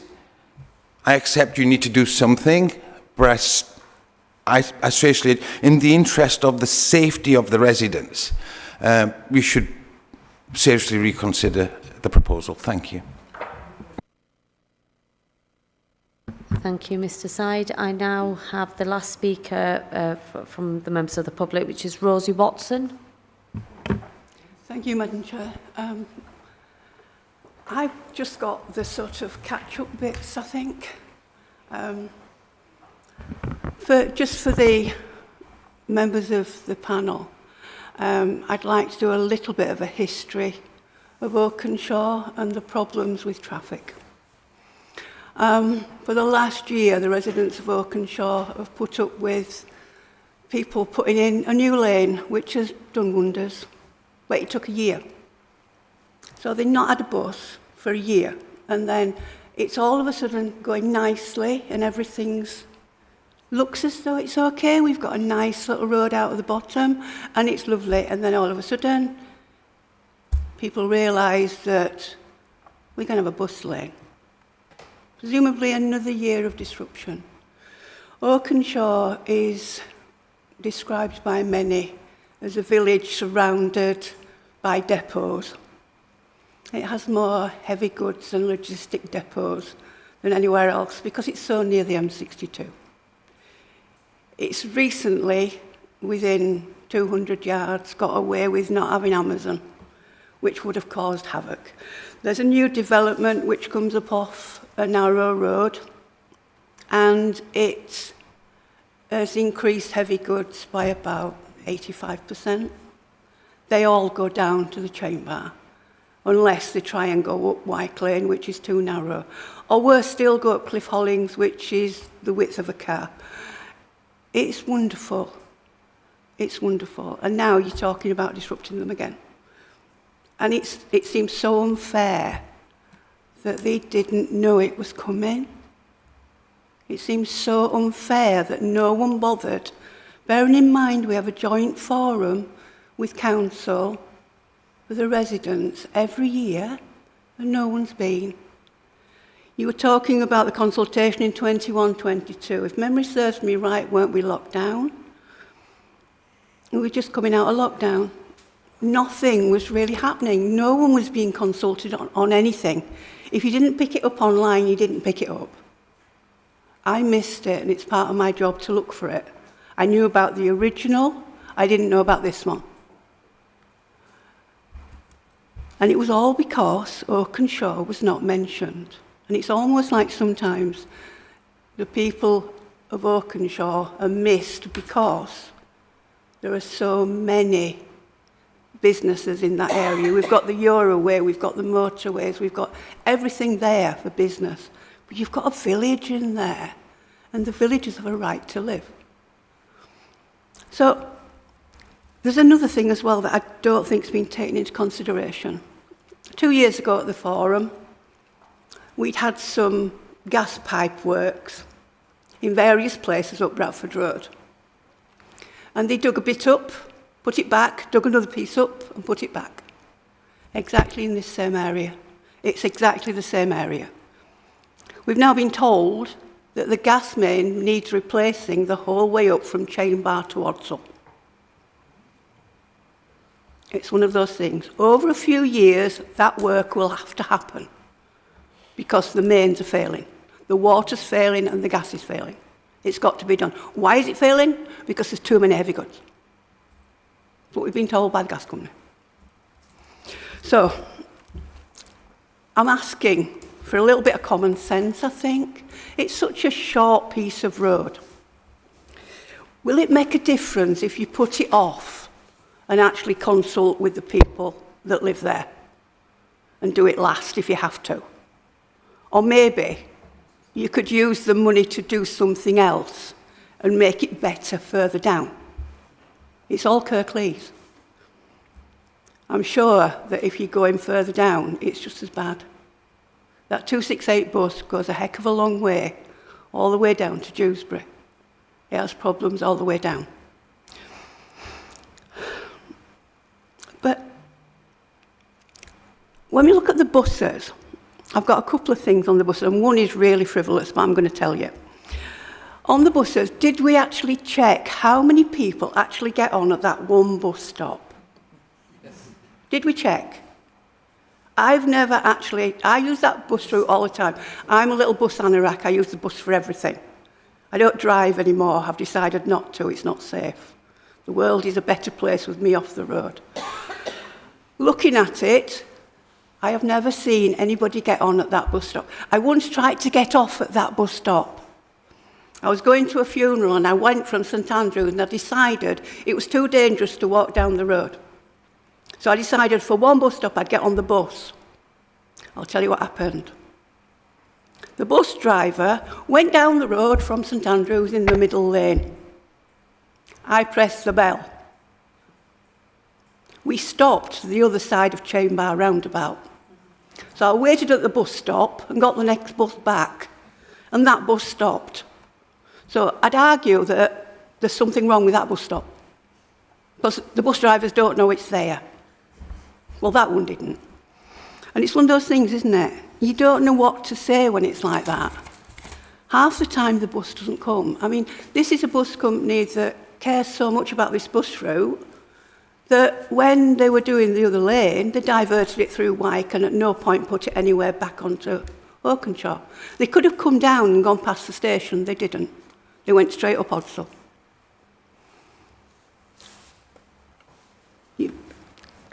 I'd like to ask, you've been on site, I know you said you've been on site, have you actually seen any pedestrians? Because if you have, where did they walk? Because there's no path, there's no pavement. So you're not going to have pedestrians going down there, which is probably why that bus stop's not used. There's no path to get to it. You're putting a puffin in, but it's not where the people live. It might help the golf club. But they don't use it because they come straight out in the cars and go home. It's straightforward. Now, you accept that there was an omission on consultation. You said so. You agree that if you had to do it again, you'd consult differently. So is there any way to delay this part of Zone 1 so that that consultation can be done? Doesn't seem a big thing to ask. You've heard today several speakers, all quite knowledgeable, about their own little part of why it doesn't work for them. Surely their knowledge is worth listening to. I don't understand traffic lights. I was part of the scheme that put the traffic light in at Odsall. And the traffic light at Odsall is a timed light. The bus comes away from the last bus stop and there's a little light.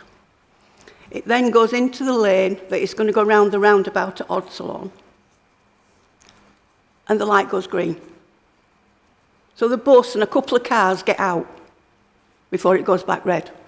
And I genuinely don't understand why, when we've got traffic lights on every other road round Chamber, they cannot put a timed traffic light on that one, so that when the bus comes, it goes green and it can go straight around.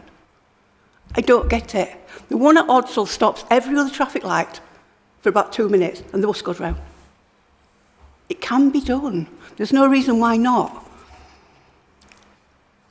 So, on that, I'll leave it because I just ask for a bit of common sense and a little bit of consideration for people whose lives you're actually turning upside down.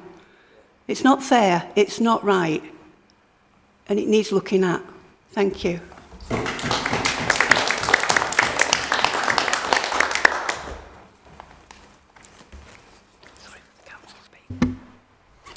Thank you for your comments. As before, I'll pick up on the comments that I can feedback on that were within my remit. I'm glad to hear that you picked up on the consultation first time round, which was what I was part of. So I'm glad I've captured that as well, at least. You did, but residents didn't. Oh, okay.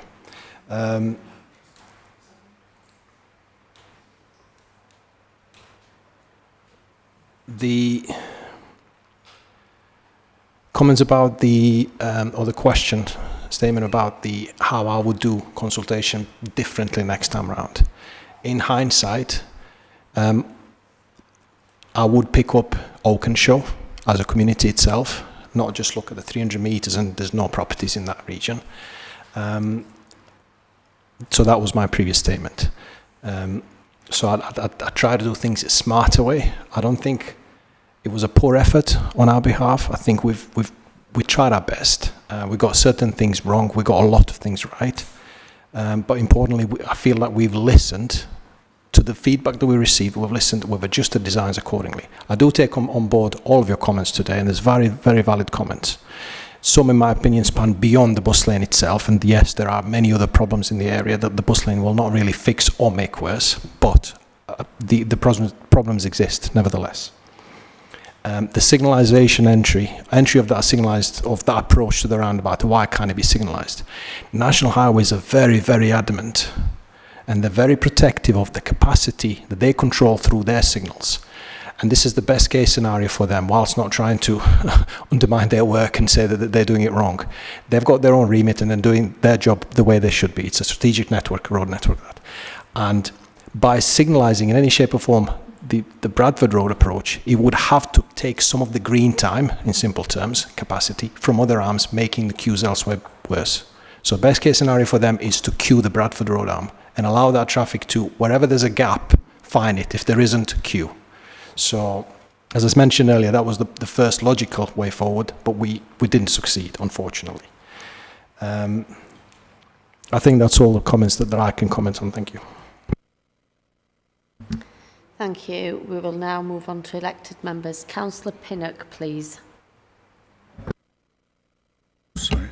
Thank you, Chair. I'd like to make comments on a different part of this scheme first, if I may, because there isn't anybody here to make these comments otherwise, and that is the Rawfolds cycle lane.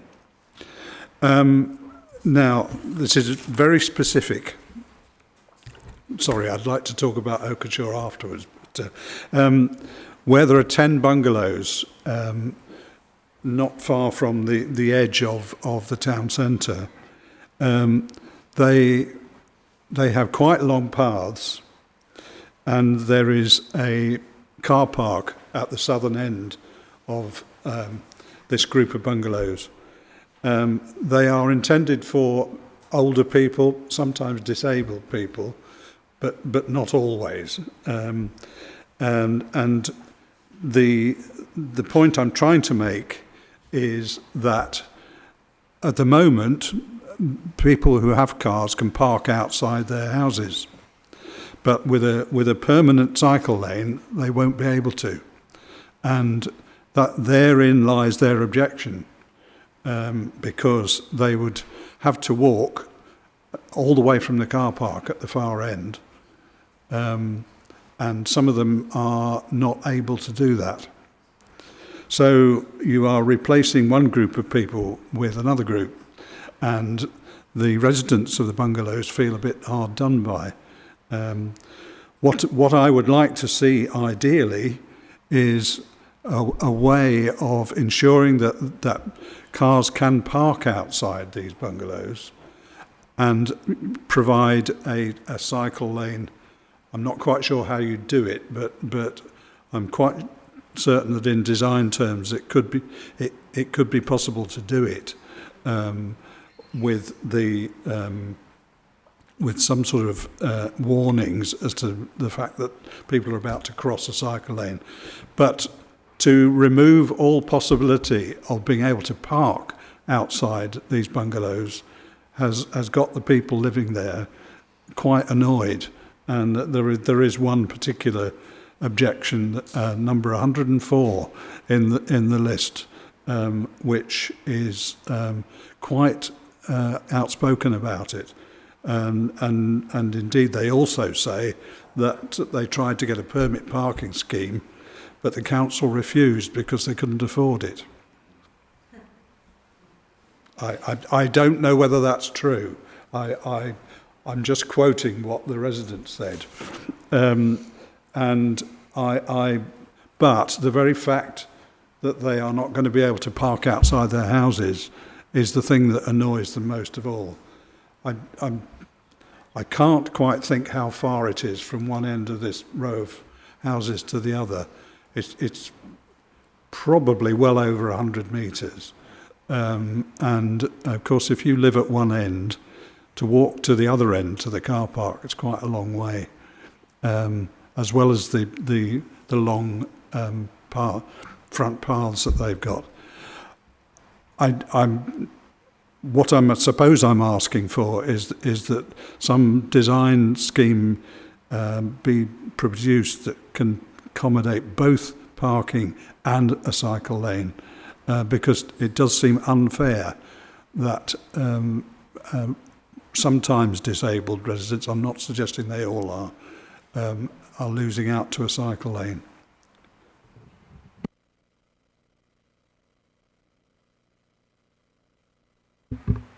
Yeah, I think we did get this objection. It did come through. I think it was Adrian. Is that the person you're referring to? Or?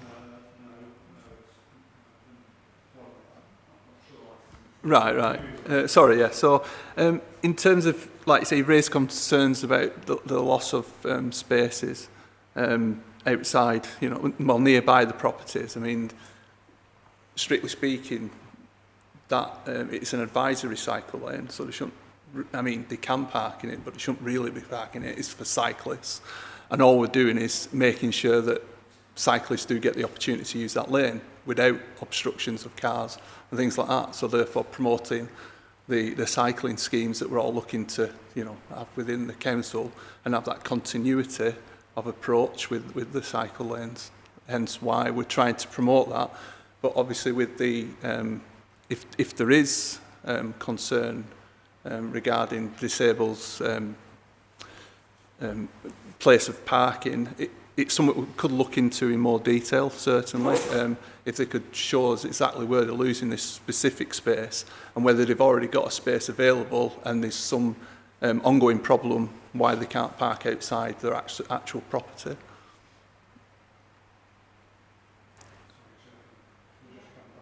Just a brief point. There are 10 bungalows there, and they could all, possible, they could all be let to people with disabilities. I'm not saying that they are, but they are generally speaking for older residents, and therefore there is a likelihood that you have people with disabilities. I just think that removing. I know why you shouldn't block a cycle lane. I can understand that, but I'm just trying to think of a design solution that could get round that problem. Yeah, it's certainly something we can take away with us and look at that, whether we can offer a solution that meets their requirements, but at present, you know, they shouldn't be parking there. I think that's our stance. Apologies. Thank you. Councillor Lawson, next. I nearly said thank you, Mayor, then. Force of habit. Thank you, Chair. Thank you. So I wanted just to pick up point 3.4 from the report pack, which is the climate change and air quality pack. Yeah. Is that better? Okay. Okay. No more softly spoken then. So I wanted to pick up section 3.4 from the climate change and air quality from the reports pack, and it says that these TROs will aid the general impacts in terms of ecology.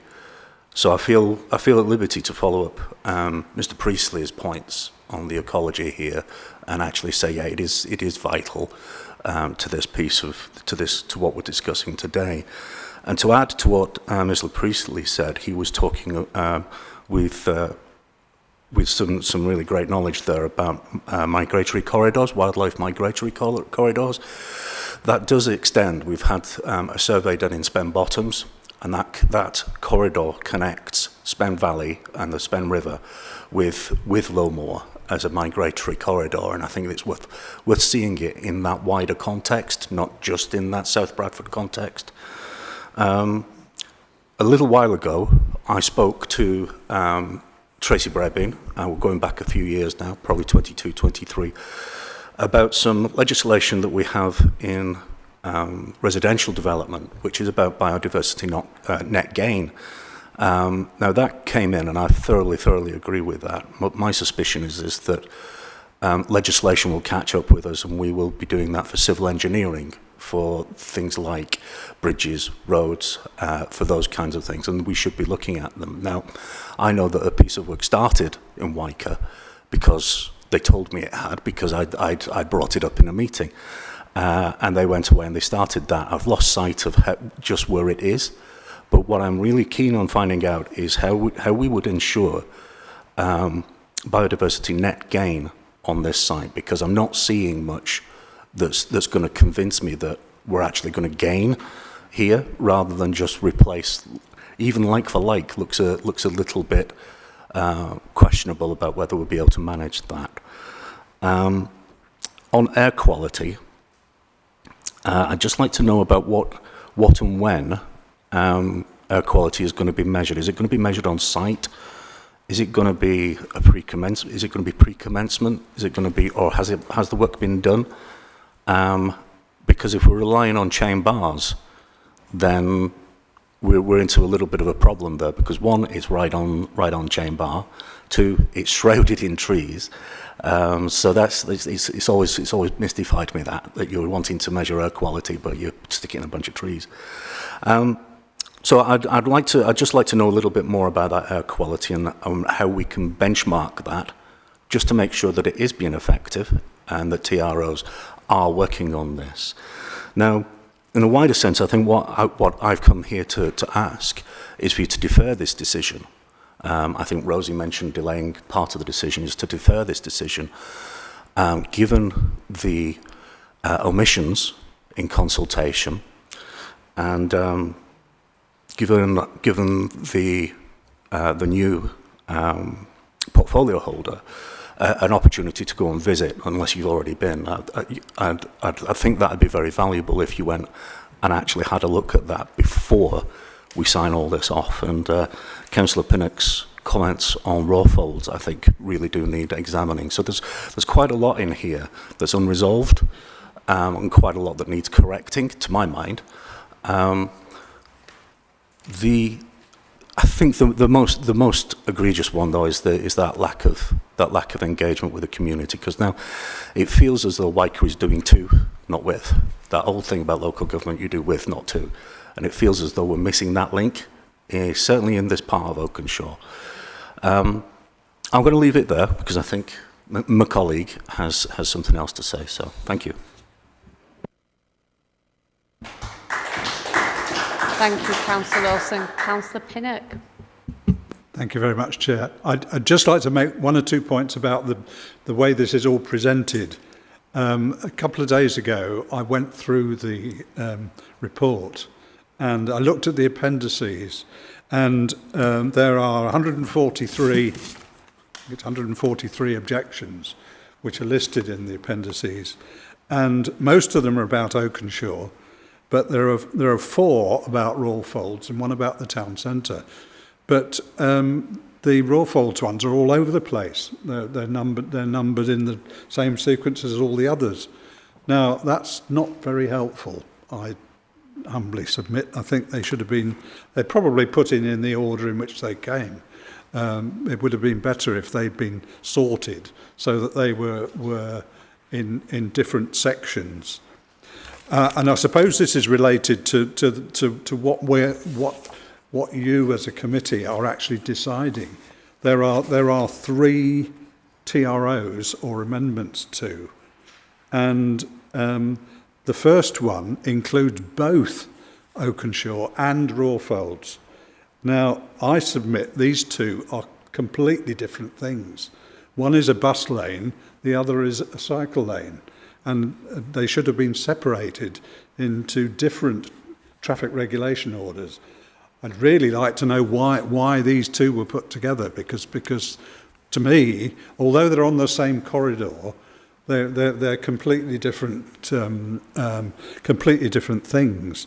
And there's another one for the centre of Cleckheaton, which that's fair enough.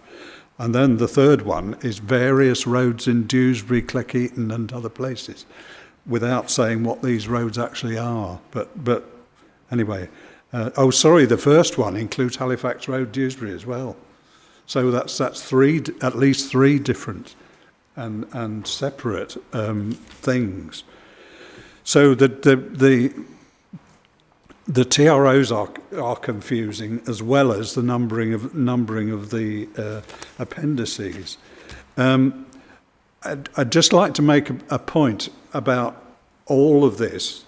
Now, I think what we're doing here is only half a job, possibly even less than that. I wouldn't like to say whether this is something this country is prone to. But because there are different authorities involved, Kirklees has responsibility for the road in Oakenshaw and the road in Rawfolds, etc., but not the Chain Bar roundabout, which is in the middle of it.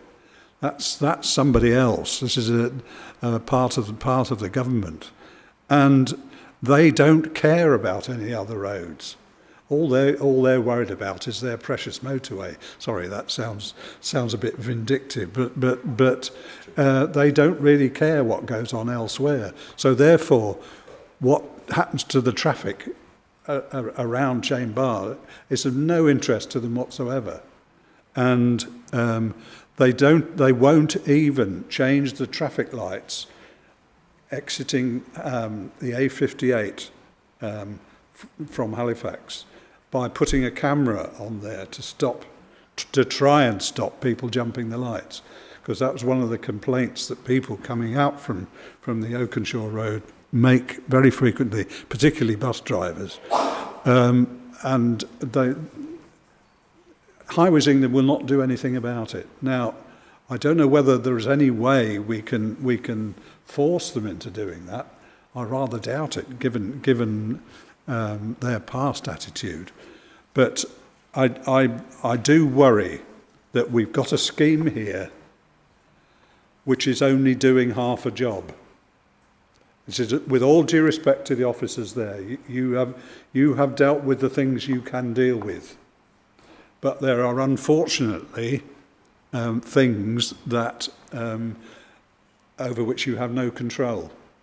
And actually, the things over which you have no control are a spanner in the works, and will remain a spanner in the works until somebody can get the two groups of people doing things to different parts of the highway to work together. And I wish you luck on that.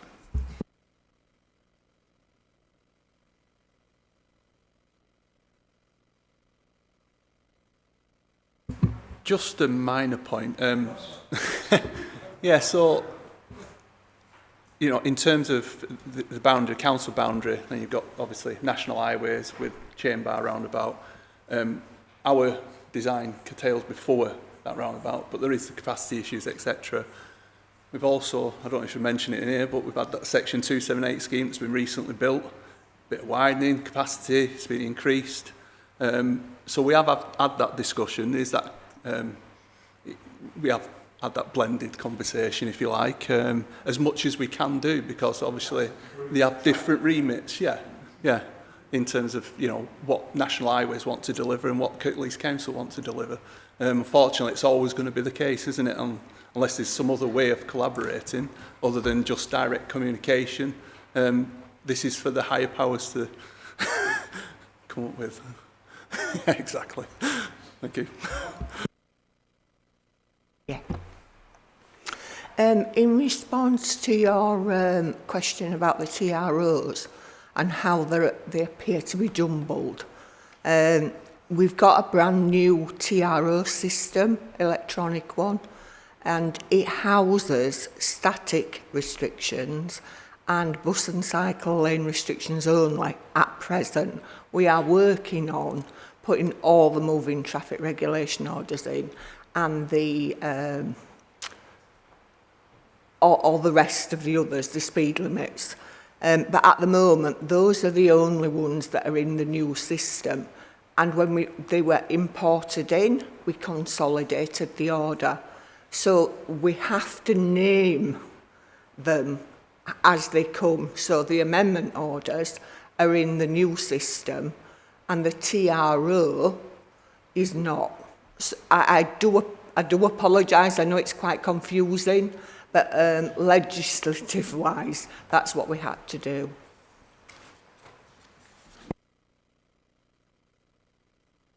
Thank you, Karen. Councillor Tyler Hawkins.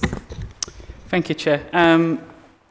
I'll start with a comment and then a question, and then I'd like to come back with some comments to try and bring us to a decision, if that's okay. I do just want to thank everybody, public officers, councillors as well, for accommodating the change in time for the committee today, as well as sort of coming along and offering us your insights and your views. It's greatly appreciated to help us consider everything that there is, all views, all opinions, all insights.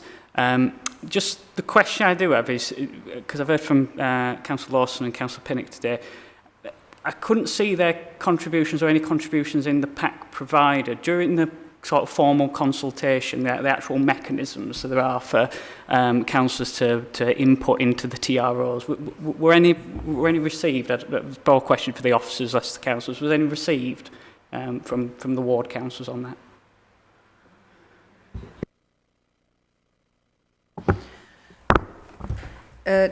With regards specifically to the traffic regulation orders, the consultation did go to ward councillors, but on the orders themselves, councillors didn't comment. Now, there's been a lot of consultation, a lot of comments come from councillors on each of the individual parts of as these have been developed. They've played an active part in those, but on the actual TROs that are in front of us today, then although the consultation was done, we didn't receive, there wasn't, and we didn't get anything back. But there's been a lot of stuff beforehand. Thank you. That wasn't, sorry, I just want to reassure my colleagues about that wasn't some gotcha either. I was just getting at. I just couldn't see what we were talking about feeding in that way. So I just wanted to query whether that had been missed or whether it had come to this meeting. Either way, it's fine. I can accept that in my sort of decision-making process. I think you've got your hand up, John, haven't you? Am I right sort of giving way just for Councillor Lawson to...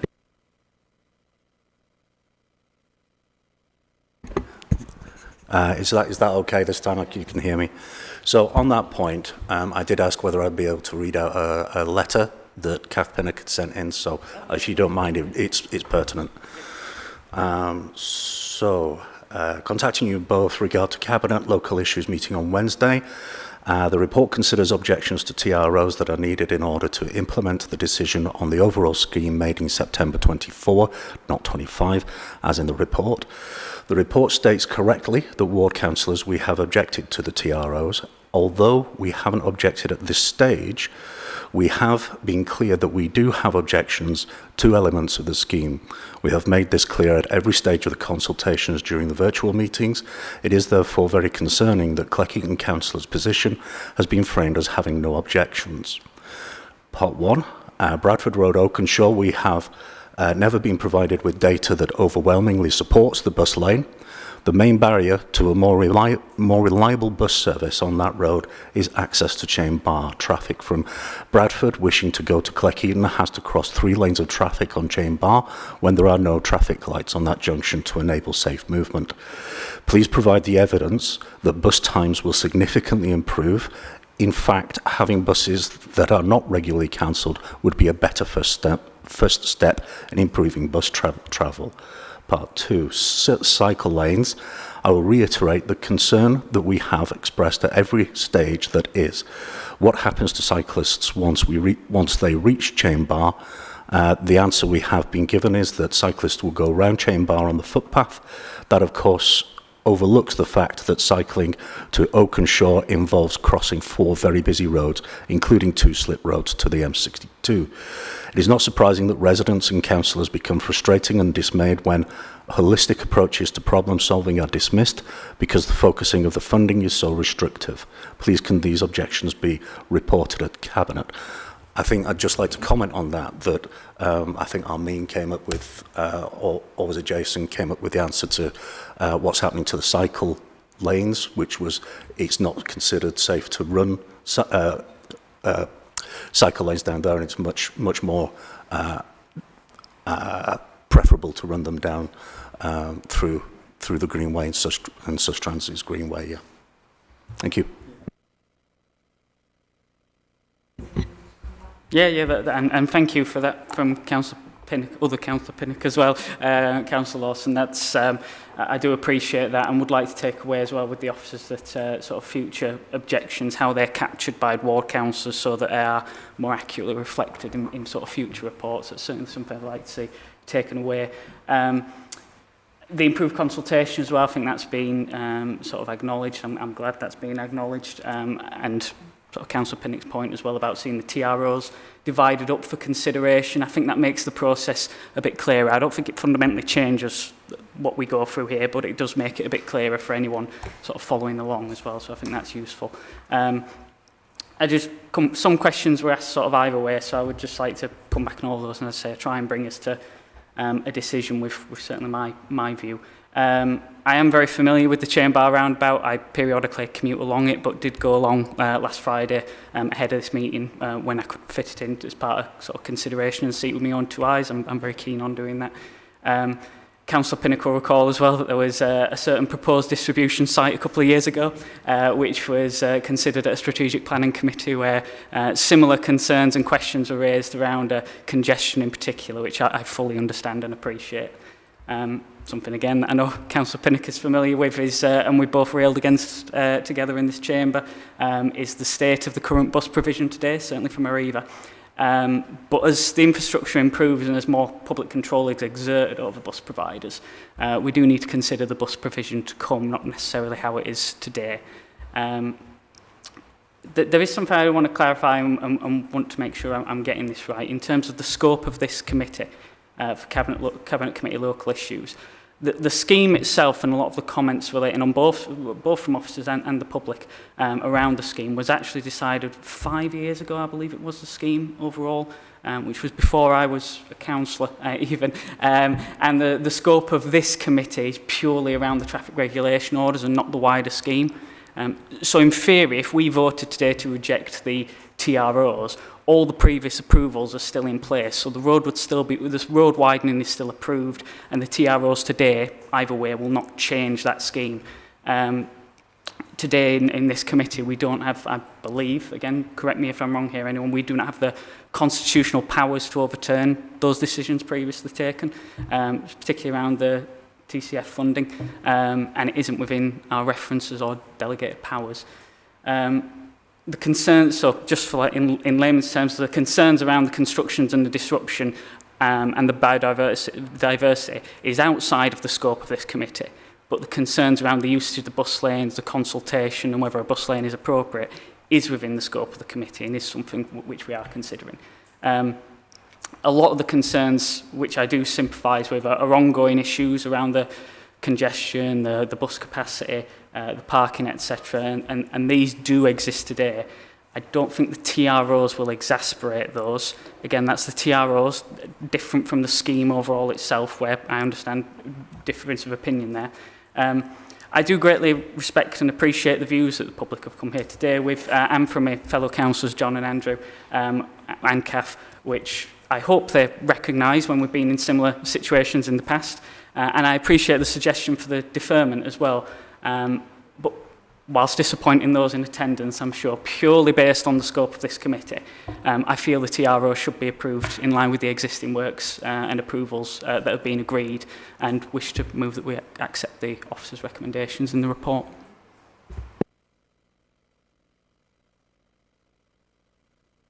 Thank you, Councillor Hawkins.